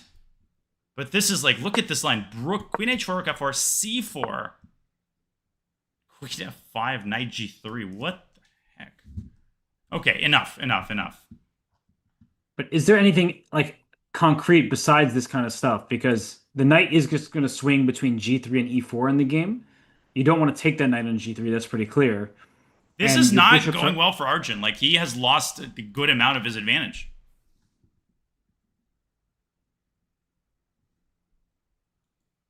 I'm not seeing it. Like rook f2, knight e4. You can go rook f5, but knight g3 there. Then rook g5. It's a weird position. I can't make heads or tails of it. Me neither, and I don't think Arjun can either. And I can't make heads or tails of his decision not to move the bishop back. I just didn't see a downside to that. I get that c4 was, maybe scary, but this seems a lot scarier to me with both of your bishops hanging. The time situation is starting to equalize as well. And Gukesh, remember, he's confident. He beat the world champion from a position that's much more lost than this one ever was. So, man. Gukesh is a fighter, right? He just tries to the bitter end to see if he's got any opportunities to cause problems for his opponent. And now, suddenly the clock is evening up. Arjun only ahead by 3.5 minutes. It was 10 plus minutes not long ago. So Arjun, he needs to be careful here not to sort of be in that mindset, Danya, that players often they're not able to flip the switch where they were winning or much better, so they think they must win. They must play for a win. They must try to find a way to get through, and then it can backfire completely. Like Magnus, for example, playing 92 check, going into that end game, it possibly occurred because the trajectory of the game had been in his favor for so long. Actually, like all of those weird bishop h2 moves, like you could cut all of that out and play bishop takes h3 immediately. The computer is also advocating this, and then bishop c7, but it's the same type of idea that's very hard to assess. It's not even clear, okay, bishop b6 is obviously a threat, but like I can go c4 here and try to fight for the initiative, and I can see Arjun going for this. He's the kind of incredible tactical player who has the talent, the fighting spirit to reorient himself toward the right line here, but it's gonna take some cojones to go for this. And speaking of taking, Fabi's taking some of Wei Yi's pawns on our other board. Should we just bring that one up so everybody can see what's happening there? It looks like Absolutely. Fabi is about to win a second pawn. I will note, because this was important yesterday in Fabi's game against Hikaru, that if white is left with a bishop and an h pawn and no other pieces on the board, that will not be winning. So that's what Wei Yi is hoping for, that even if he has to sacrifice his bishop, that it comes for those two pawns, the b3 and the e2 pawn in our green board. Magnus has won the Armageddon against Hikaru Nakamura. Their classical game ended very quickly. So we have both of the other games still ongoing. The green board, as you guys can see, Fabiano versus Wei Yi. And on the bigger board, we have bishop f4 that has just been played. And we looked at this. That was the first line we looked at, with queen coming up to e6 at the end of it. And we stopped there, but there's probably way more than... this is happening. This is happening. It's on the board. Okay, so rook g6, king h7, queen e6. If the queens come off the board there, black does have this dangerous passed pawn, but we can see the evaluation where objectively white should have a way out. But how easy is it to find? That's the big question. I don't think it's as easy as some people might think. Oh, well, once the queens are traded, the worst is behind you. However, once the queens are traded, the bishop will drop away from d2. A pawn will land in its place. And the problem isn't going to be that white can't blockade the pawn with rook to d1. Look at black's doubled rooks on the f-file. You can see that they can access the f1 square. So if the knight's chased away from g3, that's a lot of ifs.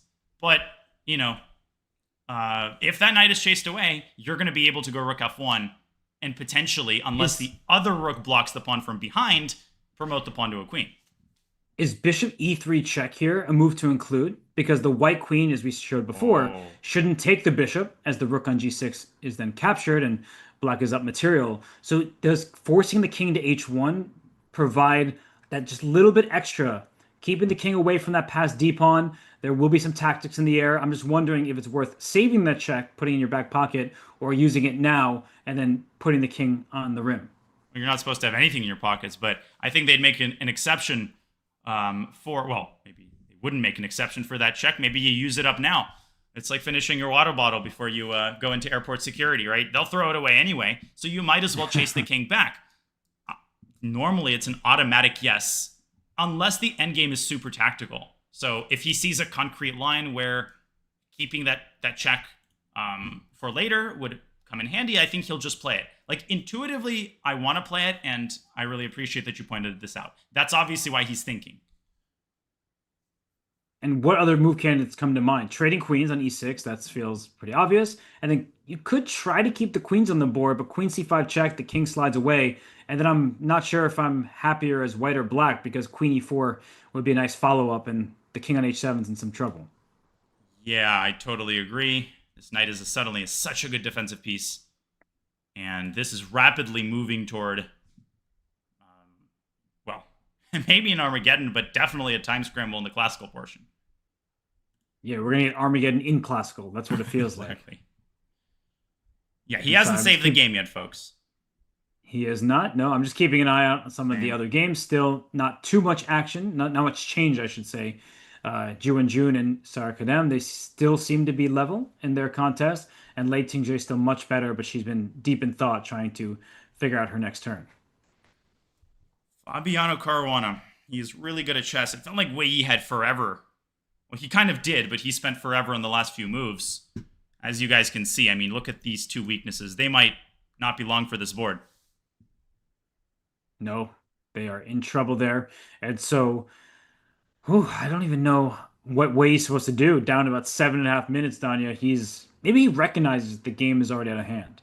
Completely out of hand. It's not the kind of position where, okay, I can take all my time, and if I play 2 or 3 accurate moves, then my opponent's chances are extinguished.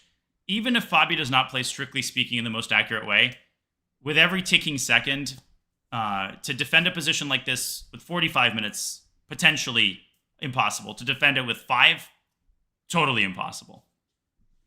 Just not happening.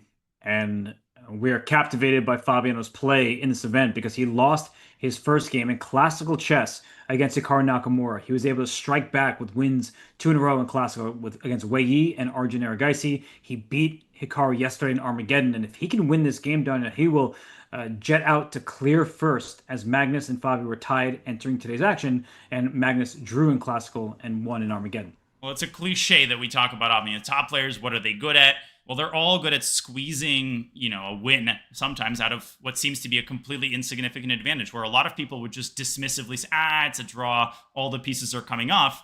They will find every last opportunity to keep the game going.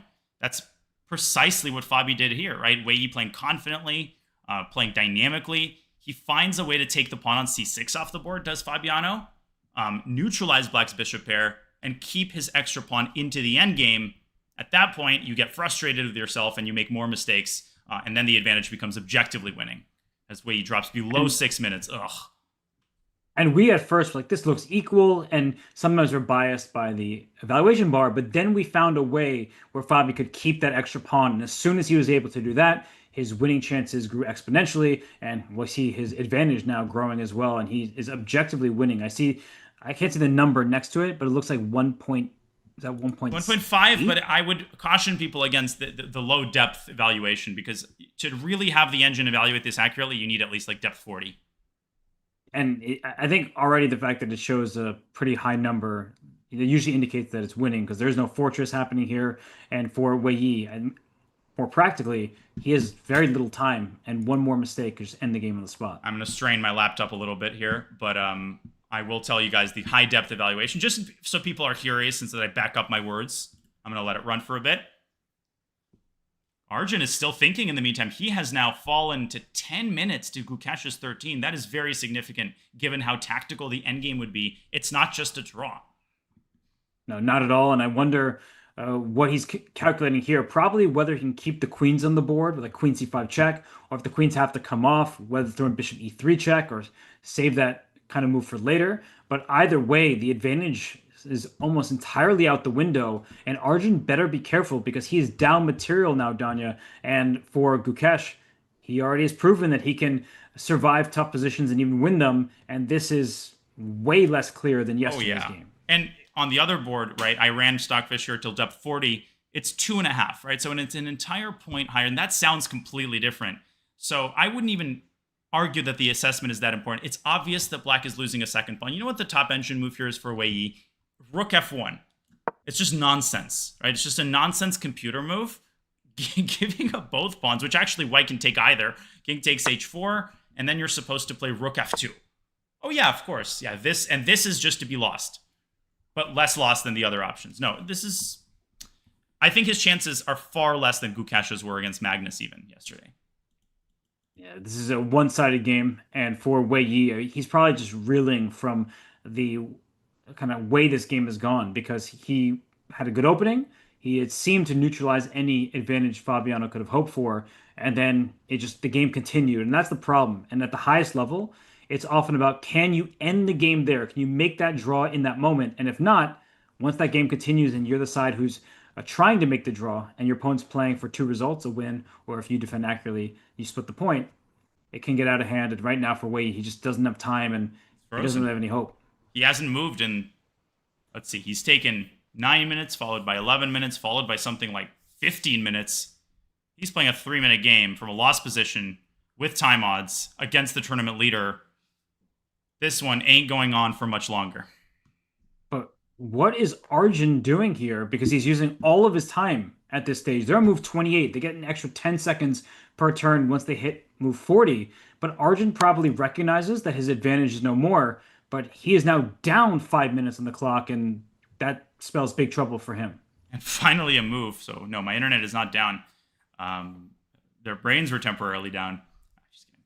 King takes h4, by the way, by Fabi is going to be lethal, at which point two extra pawns should decide the game. There are some, offhand tricks that way you could try to gin up here based on the fact that the king is confined, but I don't think that's realistic. And I keep looking back at the other board, expecting a move and not seeing it. No moves played there. I also am expecting something to happen, and yet Arjun continues to be deep in the think tank. So I'm actually curious, chat, what are your predictions for the games that we have? I know we've been saying Fabiano is not just likely to win, that we do believe he will win, but what about Gukesh and Arjun? Do you think that Gukesh is going to hold for a second day in a row, or do you think that Arjun will find his footing once again and cause some problems for the world champion? Fantastic move by Fabian, even better than taking on h4, activating the king to the maximum. And understand, I'm not in a rush. Like, the e6 pawn is falling. These pawns are falling on their own. And finally, he trades queen, so he keeps the check in his pocket, and he drops the bishop back, not to g5, but to f4 with tempo.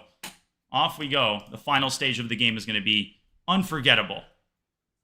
So what's the idea? The white knight has to slide back to f1, and this is go bishop c7 to b6 check. Is that the big plan? Because the knight on f1 actually would be left hanging in those variations. Oh yeah, king takes h4, people are saying is a draw. Okay, if I think about the position more seriously, maybe I'll actually figure it out. But Fabi evades it, avoids it. He's been looking at this endgame for like the last 30 minutes, so I think that's given him enough time to sidestep the landmines. I'm trying to figure out why that would have been a draw. Maybe there's like bishop e7 check, king h5, rook g5 check, and then king f7 at the end, something like that for black. But still, that it's not so clear. But that actually threatens a perpetual with like rook g6 and rook g7. That's crazy. These endgames are tricky. And for Fabi, his king march is looking successful, and Wei's marching down to a minute, and that's bad news for the Chinese Super Grandmaster. The reason this is bad, you're exactly right, Robert, is king f7. Okay, it's not a draw. See, this people are kind of misleading. But white would lose the h-pawn, and if white loses the h-pawn, it wouldn't have been nearly as easy to stir up realistic chances. So anyways, I don't have time to do this, to go into this. Fabi sees it because he's Fabi, and that's why he's there, and I'm here. And I think the key point is that in these endgames, you need, we usually talk about the principle of two weaknesses, but you need decoys and distractions. And e5 that opens up the light square diagonal completely. And we talked about king takes h4 not being correct before because black playing king f7. King f7 is no longer available, Danya. Oh, so now you take. I'm wondering if you can take now. Capablanca's dictum, never rush in the endgame, right? Always just, if you can move a pawn one square, always move it one square. You often see this, like, first play e3 and then e4, right? And it means literally and figuratively never rush. Never rush with the move speed, and never rush into a line that seems to be obvious and self-explanatory. Fabi doing all of that and then some. You absolutely can and probably even should take the pawn at this point. I'm just trying to think of other move candidates besides taking that pawn. Maybe... I'm trying to figure out what the ideal setup is. b4, b5. I want to get that pawn going, but I know if I play b4, Actually, I don't know. What if white plays b4 as well? Well, bishop b7, rook b8 is what you're relying on. Yes, But to win your b4, rook on it's like the g1. bishop is unprotected, so I don't know why Fabi would like b4 is not going anywhere, right? But the pawn on h4 might be. Like maybe b4 e4. And you're actually taking away key squares for the white bishop. What's made this position so difficult for black, untenable, in fact, is the bishop on c4 is always guarded, and the dark square bishop for black is hanging and can't find a nice outpost. So that's the difficulty that Wei Yi has not been able to overcome. If we take our eyes now to the other board, something that I never pointed out is that white is up a pawn, right? I don't even remember when Arjun sacrificed it, but The it's the g6 pawn pawn on would check. it's the pawn on e6. Oh yeah, the pawn on g6, which used to be there. You're exactly right.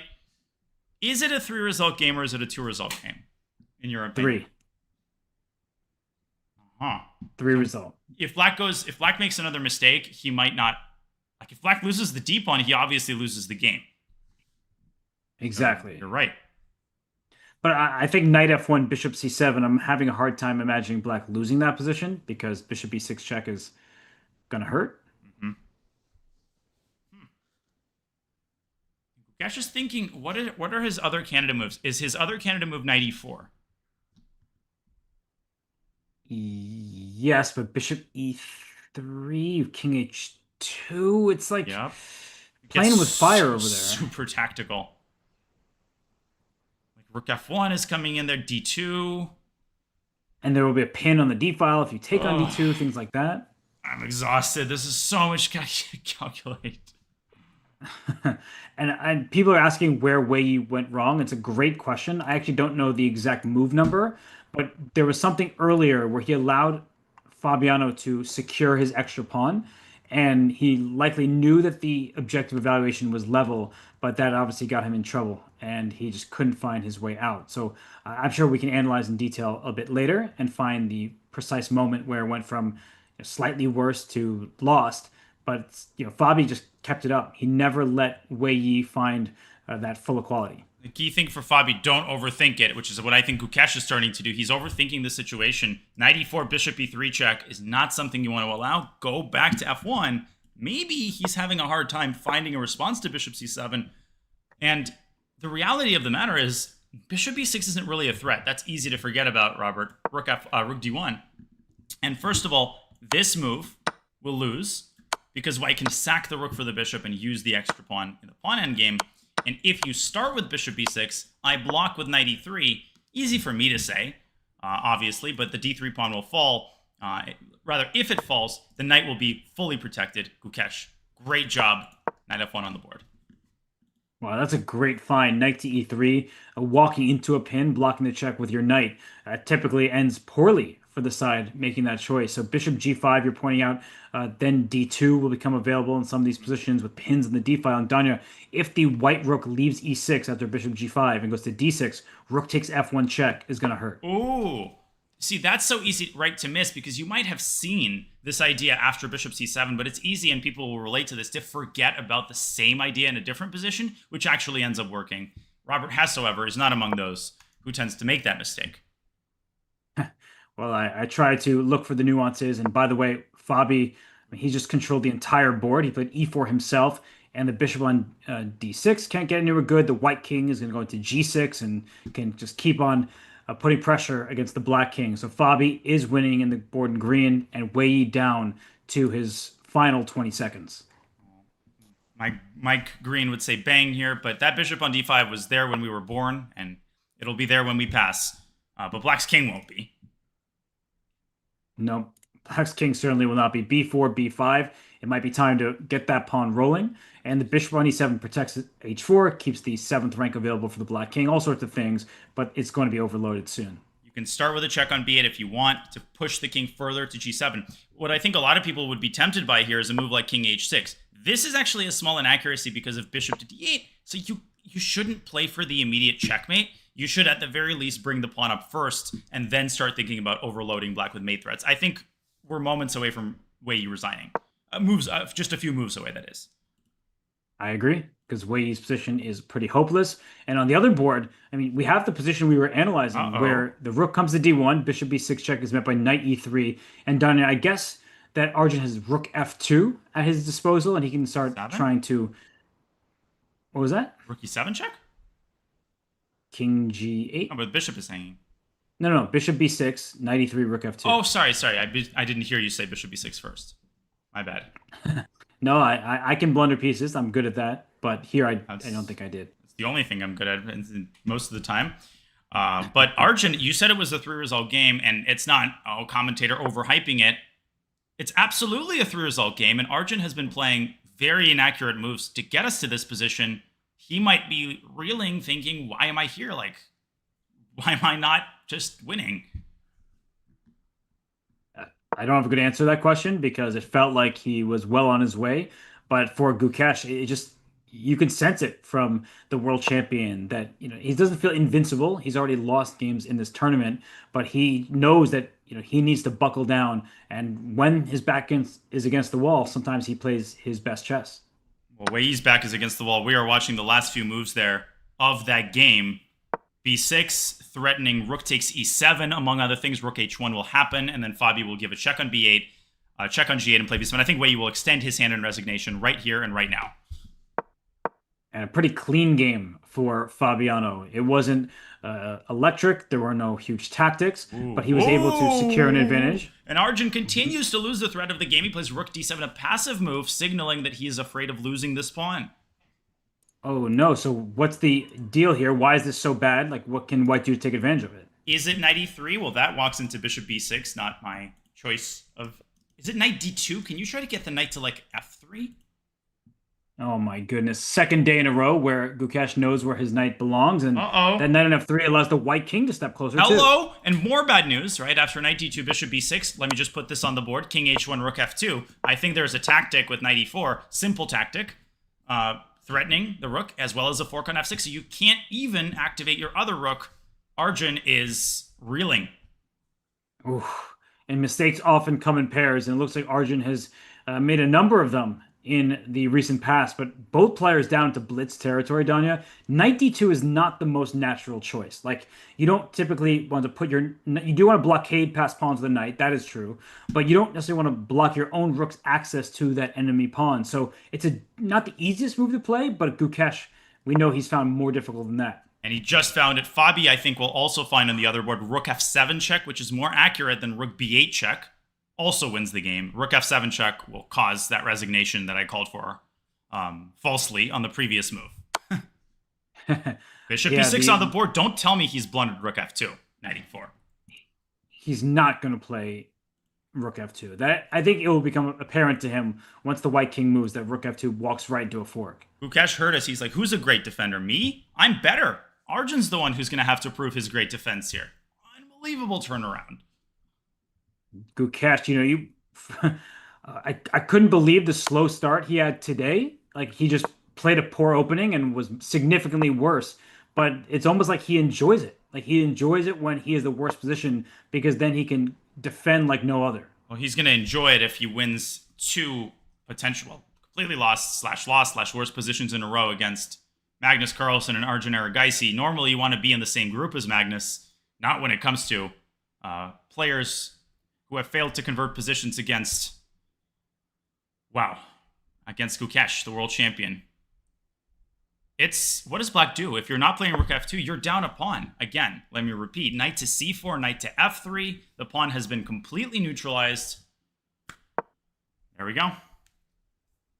Starting to look very bad for black, but what's White's actual threat? Because getting to that d3 pawn is not that simple. The e3 square covered by the bishop on b6. Maybe knight d4 at some point, but not now with the White king so vulnerable as well. So what's the actual winning plan for White? Fabi is executing his winning plan of promoting the pawn, winning a bishop, and converting it seamlessly. Wei Yi cannot put his rook on b3. Well, Arjun is helping. Whoa. Wait, can you... That is a... Can you just take it knight d4? Amazing tactical vision. Instead, he goes back to e4. Wait, Arjun's playing horribly here. Wait, is there knight e5? What am I missing? Rook e7? Is rook g4 check? Or am I playing horribly? King moves to h7. He's played knight e5, and I'm who playing hard. Arjun says, shut up, Danya. Oh, no, he doesn't. Oi. Was there rook e7, as you said? Robert Hess is correct. Rook e7 equalized. And they missed. Oh, and I missed this too. I thought rook takes d3, but you have this move. And Fabi wins. Oh. And then check. And bishop c7, and you will win the rook on d6 with an extra piece. It's a draw because of rook g6, but black is certainly not worse. Unbelievable. He missed a chance just now. That might have been his final one. Knight c4 trades the knight for the bishop, and white is technically winning there. Wow, I of course saw every single move that you just said. That's why I suggested rook e7. No, I just thought that getting active was a good plan in the end game. But this now is one where black is trying to defend. And Daniel, I would say that black has good chances to hold this game. And the reason why is that white's extra pawn is on g2. It's not going anywhere for the time being. And black has plenty of activity. If the d3 pawn drops for nothing, well, then you're in big trouble. But look at this. This rook f1 check walked the black king to e7, rook g7 check. Where is that king going? I guess e6, but it's I don't getting like dangerous. it. I don't like it. It's getting dangerous and concrete. I would have just taken... Well, you said it's getting dangerous. You meant for black. It's also getting dangerous for white. If the rooks start hunting for gold and nothing comes out of it, the d3 pawn is still alive. I would have just taken the bishop, put a rook on d1, and enjoyed my extra pawn in the rook endgame. Sorry, I see the new board that you brought up, and it reminds me of this Fabi game we just saw because opposite colored bishops, and the black king looks like it could be in trouble for Sar Kadem. But I mean, all eyes are on the big board. Okay, king e8. He doesn't decide on king e6. I totally understand that decision. Gukesh has no forced checkmate here. By the way, quick shout, Lei Tingjie winning again. Sorry, has not won yet, but has a winning position. Let me Completely fix winning. my language there. Completely winning against Vaishali, the passed a pawn. Many turns ago, Danya, the extra pawn on the queen side, a 3-on-2 advantage. Now it's making its presence felt. Gukesh gave a check on g8. Is he repeating once? He just reached the point where they have the 10-second increment, by the way. Okay, so smart of him to repeat. But there's no point in repeating to gain 30 seconds, right? It's only a 10-second increment, so repeating basically means he wants a draw. Okay. Well, if he repeats all the times, yeah, but what can he do here? Knight takes b6, rook takes b6. What's going on there? Wait, can you go knight e5 here? Knight e5, rook e6, knight g6, I want. Why not? Bishop c5 to stop your checkmate that I am took me a little while to figure out how to prevent it. Rook g8, I trade rooks, I go knight f4. You go rook f8, I go g3, but just do that and you're not risking if you're Gukesh at that point, I think. Yeah, but he's got the time to calculate, and he did play knight e5. He's got the time to calculate that, but not much more. Rook f6 is a move, by the way, but not a very good one, because you will go rook g8 takes d8 at the end of the line. Yes, and then rook f7 to d7, or just rook back to f1. All of that, white will stop that pawn. So Wait, rook d6 g8, played. rook g8 check wins the second pawn. Ooh, Riddle me this. that's a big yikes. Black will get activity. So the bad news for Arjun is obvious. He's going to be down 2 pawns, but he gets a rook to the second rank, and that should give him some counterplay. Probably not enough, but at least that feels better. It gives him modest counterplay, and the problem there isn't that white loses the b2 pawn. If you guys visualize the knight on d3, it defends b2. It's that white might run into a situation where it's not easy to make progress, but the fact that we're even talking about this is crazy. Gukesh gains 10 seconds here per move, so he might repeat once. And he just lost those 10 seconds right back. Arjun is playing very quickly, so he might be trying to put pressure on Gukesh because there will be a time where he has to calculate. He may be up 2 pawns, but still, Black's activity will give some counterplay, some compensation. But I think rook g8 check takes d8 makes perfect sense. And what else is available? You can throw in another check on f7 first, and then do the thing with rook d8 and knight takes d3. And the upside of that is that Black's bishop will have to remove itself from b6, let alone the fact that white will have another rook on f7. What is Gukesh thinking about? You got to go rook g8 and then think. But don't get too clever. Don't play rook f7 check, king 6, rook takes d8, bishop d8, and rook d7 check. That's a good way to spoil a great position. They're going to reach this anyway, so I won't put it on the board yet. Is Gukesh thinking about knight g4 more seriously than he should be? I think he's thinking about knight g6, going for that checkmate that you mentioned. But no, he has played rook g8, so he has found the correct continuation. Now is where you need to decide. Do we throw in this move? Under a minute. I, I feel like I wouldn't. It makes me nervous to leave my first rank like that, but I get why you're trying to go after the queen side. And he doesn't. And king takes d8 here is important because if you play bishop takes d8, you would have allowed a rook trade on top of everything else. Can he convert this in a minute? So white will play rook f3 at some point, I'm imagining, but not so quickly because a black white rook d2, and there are some threats against the white king. Surprisingly, yes. Like bishop can go back to c7, keeping the h2 square under protection. Arjun could push the h pawn, although that might actually help white create a pass pawn. One would think that eventually Gukesh will try to exploit this 2-on-1, especially because black's king is cut off along the f-file. Do it too soon, however, and you might end up losing one of your pawns. He goes a4. Oh, so he's playing on the queen side. I wasn't expecting that. But what about your idea with h5 for black and just trying to go h5, h4? By the way, mad scramble unfolding on the other side with Ju and Jun up a pawn. Both sides are attacking each other's king. And Gukesh, you called it, he puts a rook on f3. But Ju and Ju might go full Fabi. Queen f3, trade queens, and play a pawn up opposite colored bishop ending. With rooks on the board. Great idea. Gukesh manages to convert this. My gosh. Let's not even think about that until it happens. He's not counting his chicks till they hatch. So for Arjun, rook d1 check, king h2, bishop c7 check. I just want to like sort of force your pawn to a dark square and open up your king. I'm trying to go rook a1, and I think that's what he's going for, Danya. He wants to fix the a pawn so he can go after it with his rook. So, I see. Can white go b4? Yeah, but then rook a2 still will be an option. a4, h4. Is he just a beginner? And she does go for Fabi, by the way. Ju and June going for full Fabi with queen g2, forcing the queens off. I don't see Sarah defending that one.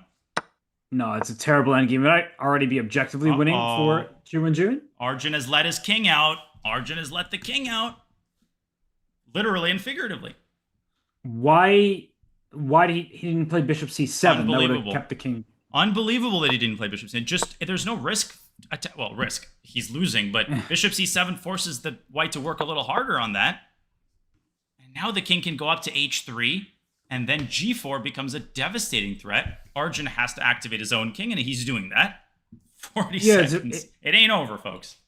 It's a bit of a cheeky effort because knight f4 check, king e5, the king comes to e4. The white king does feel a little bit uncomfortable if the black king can help out, and that's using your king as a weapon in the endgame. I would play b4 here. That would be my move in like a blitz game.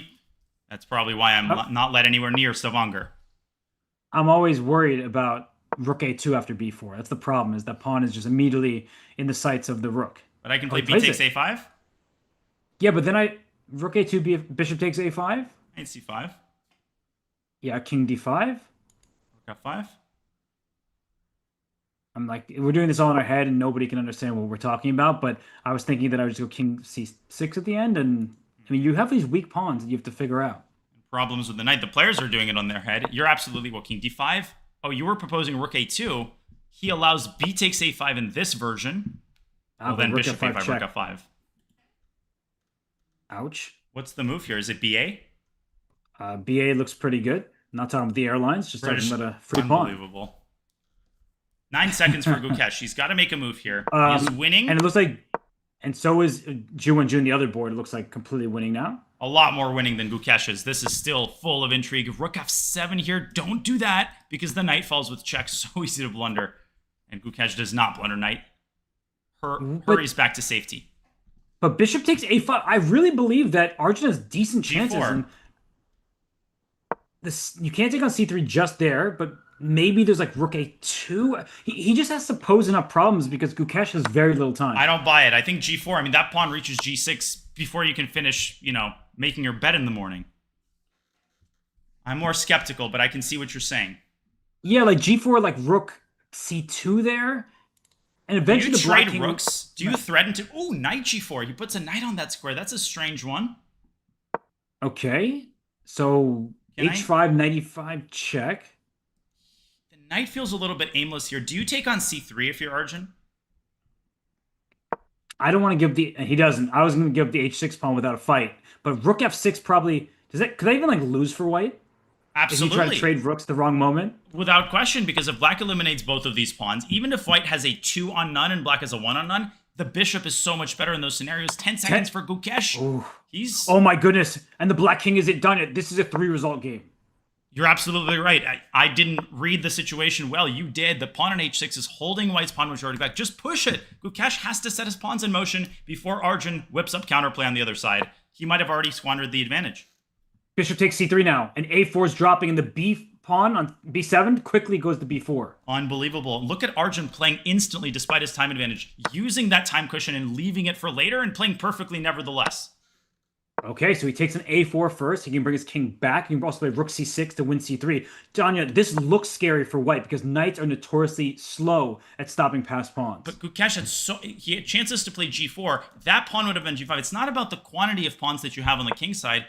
The problem is he's given Arjun a lot of moves, and the king on h5 is really awkward. It's actually hurting the progress of the pawns in a lot of cases. Do you go rook c6 here and hunt for the c3 pawn? Rook c6 looks nice to me. It's a hard choice between rook c6 and king to b3, both of which go after F6. that loose c3 pawn. Oh, rook f6. Oh, wow. Rook f6 is quite an idea. And probably a very bad one. No, I mean, it makes perfect sense because knight h6, rook takes f3. At the very least, white's passed pawns are split, and the b pawn will run very quickly, and that's scary. I had an endgame against Arjun. He is so good at using his opponent's clock and whipping up chances out of nowhere. He does play rook to c6, the obvious move. Rook f4 check, though. You got to be very careful. If Gukesh gives this check, you can't go to b3, you can't go to b5. You have to go to a3 and maybe c4. c4 is a good shout, but after c4 being bishop... Did he have bishop knight d2 d4 done. instead? Sorry, did he have knight d4 instead of that move? Oh, to go to b5 a check with a fork, but then it rook doesn't matter b6, the game continued. But here bishop d2, and the h6 pawn gets defended. c4 is loose in many positions, and the black king will go closer as well. Bishop d2 is such a sick move. Just really understanding how every pawn move creates new avenues for your pieces. He has to find that one. But bishop d2, like rook f2, it's so unclear. Bishop c1, like bishop starts moving back and jumping back and forth between the diagonal. Oh my goodness, how is... Now I'm equally surprised that Arjun's staying in this game. He's found it. And he finds bishop d2, Gukesh under 30 seconds, and there's so many choices here. Rook f3 check, rook d4, rook f2, and it's hard to just figure out where the right squares are for your pieces. He's got 16 seconds to do that. Your point is well taken. If Arjun takes the c4 pawn away, if that pawn disappears with or without the rooks, it's anybody's game. And apparently rook d3, rook d3, 97. Oh, or is it rook d3, king b2? But rook d3, king b2 survived. Oh, but Arjun missed that. Arjun missed king b4, 97. Gukesh goes rook d5. So I can't take this. Knight d6? Well, yeah, knight d6, and then b5 check, and the b7 pawn's also hanging. Arjun, it's like he forgot that there's forks in this position. Tons of them. He put the bishop on the worst possible square. So can the black king... Oh, king b3, knight rook b5 d4. Rook b5 takes b7 is even better, for sure. Oh my gosh. I don't see any more ideas. King a4? I would still play rook b5. Wow, king a4 is actually a really great move. Because now, Danya, after rook b5, b6, knight h6, bishop to d4 maybe, and the or c4 bishop pawn's a5. dropping. B6, Yeah, g4, bishop a5 is such a sexy move. Yeah, the c4 pawn's dropping. Arjun, like, I make a lot of those moves. Wow, what a find.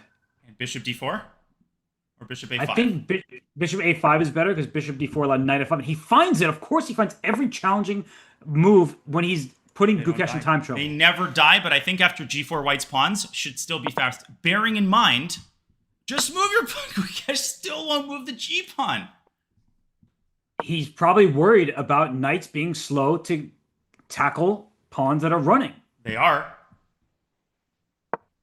And what's the move here? Because b5, rook takes b5 might even be considered. Rook a1 also is really awkward for black. You got to put the king in front of the pawn, but he's like, that's okay. Wow. Oh, all right. So rook a1, king b4, knight d6. There's always rook c5 checked at the very least. That's the thing. There's this check on c5, and then the bishop will evacuate. He's saying it's fine. What if Gukesh plays g4? Is it time? I was about to ask you. Is it time to push the pawns? Better than doing it on move 1. It's move 71. And he Oh, we're does. that late in the game, gaining 10 seconds with every move. And I feel like for Arjun now, he needs to keep up that pace because even if objectively he's lost at some point, it's the only thing that's going to keep him alive is that Gukesh has 22 seconds right now. It's been a fantastic defensive effort for Arjun, but look at how his bishop on a5 has such a hard time getting on the long diagonal. Like g5, g6. Hello. Like, my name is queen. I don't have a response to that. My name is Robert, but I agree with you that the G pawn pushing, that has been the plan. So right now for Arjun, the only way I see to stop that pawn is what he's done. Rook to c5, and I think king g6. Does that speak to you? It absolutely does. I mean, you just spoke to me and you said that move. And I've learned to follow your orders. Bishop c7 to e5. I mean, I would have to try to find a spot for this bishop where it at least slows down the progress of the pawns. Every tempo here is crucial. He keeps giving these lateral checks and helping the king get to a better spot, does Arjun. I think Gukesh has this. I think he's got this in the bag. Does he?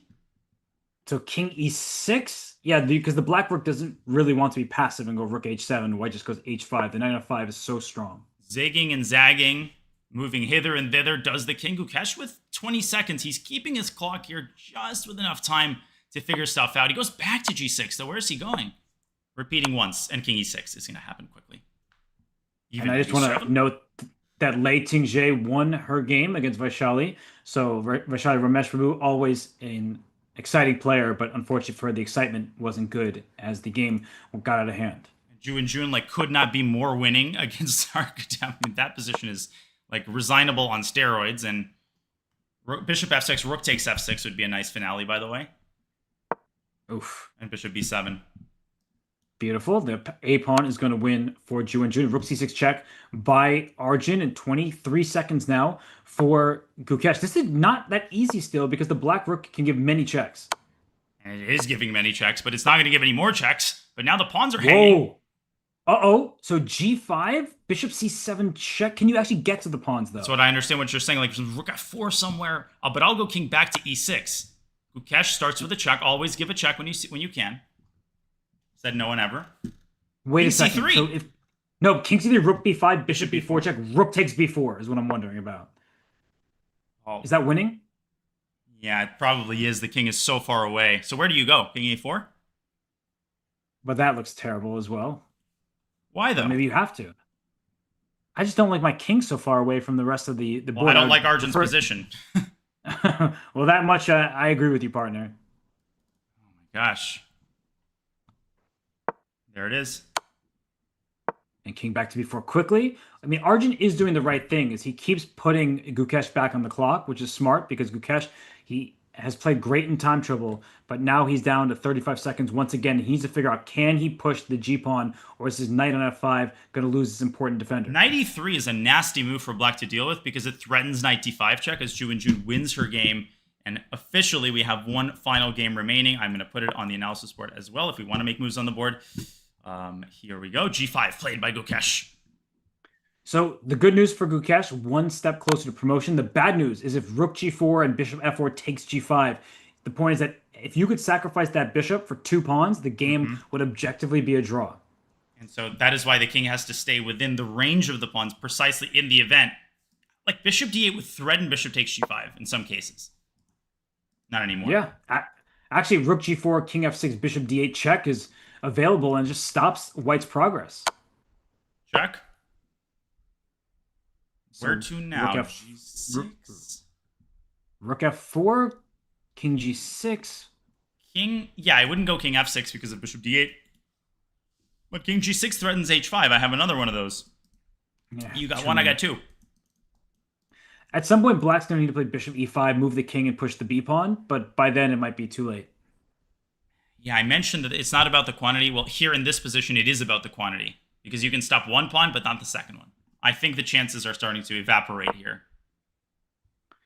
I agree. And I just want to note, Ju and Jun now in first place in Norway Chess Women with that win in Classical, gaining the full 3 points. So the Women's World Champion has taken her spot atop the leaderboard. And we see bishop e5. Don't hang your rook over there on a1. F1? I'm not sure where to put it. You can give a check, of course. But giving the check allows the black king to get out of the way of the pawn, so rook f1 feels very smart to keep black 1 turn behind.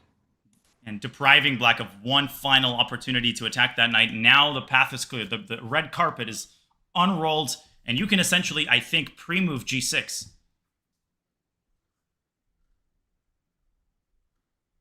I'm trying to see if there's a way for black to sacrifice the bishop for the g pawn, sacrifice the rook for the h pawn, and force white to sacrifice his rook for the b pawn. Do you see what I'm saying? Like, I see precisely what you're saying.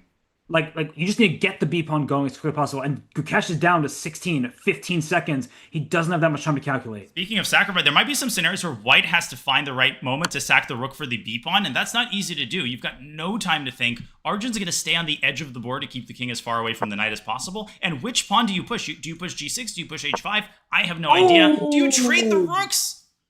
Oh, it's so nice. Oh, and when the pawn reaches b3, he'll have knight c4? Amazing understanding from Gukesh. That's a game ender right there. That is curtains. And that is also unbelievably amazing. Oh, just trading off that active rook. And now b4, g6, as you said, b3, knight c4 for white. The pawn is stopped. The two passed pawns defeat the one. Gukesh, the world champion, he is going to get another classical win. You can't make this up. You can't script this. For the second day in a row, using a knight against his opponent's pass pawn. A traditionally unfavorable arrangement for the knight. Knights are supposed to be bad at that. Unless you're Gukesh's knight, and you're going to be wishing your opponent good night, because it's going to be a handshake momentarily. He comes from the school of Vishyana, Vishy famously still does, loves his knights. And the bishop on e5 looks like a great defender, but unfortunately can only defend one pawn at a time. And for Arjun, who played a great first half of this game, Danya got out of hand quickly, and Gukesh punished him and will get his first classical win against Arjun. Look, he is a scientist. He's going to bring the knight to a5. Just clinical technique here, and then play g7. You can play g7 immediately. I would actually do that instead, because it forces black to give up the bishop, and b3 allows white to give up the knight for the final pawn. I think Arjun will resign after king takes g7. Any subsequent moves are him feeling sad. Yes, and he is going to be very upset because he had a great chance to score a victory and get closer to Fabiano Caruana, who's in first place. But the game is over. Gukesh Damaraju, the world chess champion, gets his first win in classical chess against Arjun Erigaisi. And Danya, for 2 days in a row, he may say, 99 out of 100 times I don't win that game. But for the second day in a row, it is his day. It's unthinkable. This stretch of 2 games, he's got 2 whites in a row. This time, he beats Magnus. He doesn't get any rest. He gets a terrible position on move 10 out of a Pirtz. And to turn that one around as well. And he turned it around in much the same way, where it wasn't like one huge blunder, right? It was a series of inaccuracies. He made the job hard for Arjun. Those inaccuracies eventually turned into flat-out mistakes. Arjun got overzealous. He sacks the pawn on g6, allows the queen trade, and just magic in this stretch by Gukesh. And for Gukesh, by the way, this game was very important because if I'm not mistaken, he just overtook Arjun Erigaisi for India #1. I mean, world champion is arguably a bigger title, but he did gain important rating points in classical chess. And wow, what a turnaround 2 days in a row. Danya, I mean, sometimes we say a player is just lucky, but lucky maybe once. 2 days in a row, it feels like his tenacity, it pays off. Yeah, but he's definitely not top 5 classical. He's number 4 in the live ratings now, but he's definitely not even close. No. Not even close.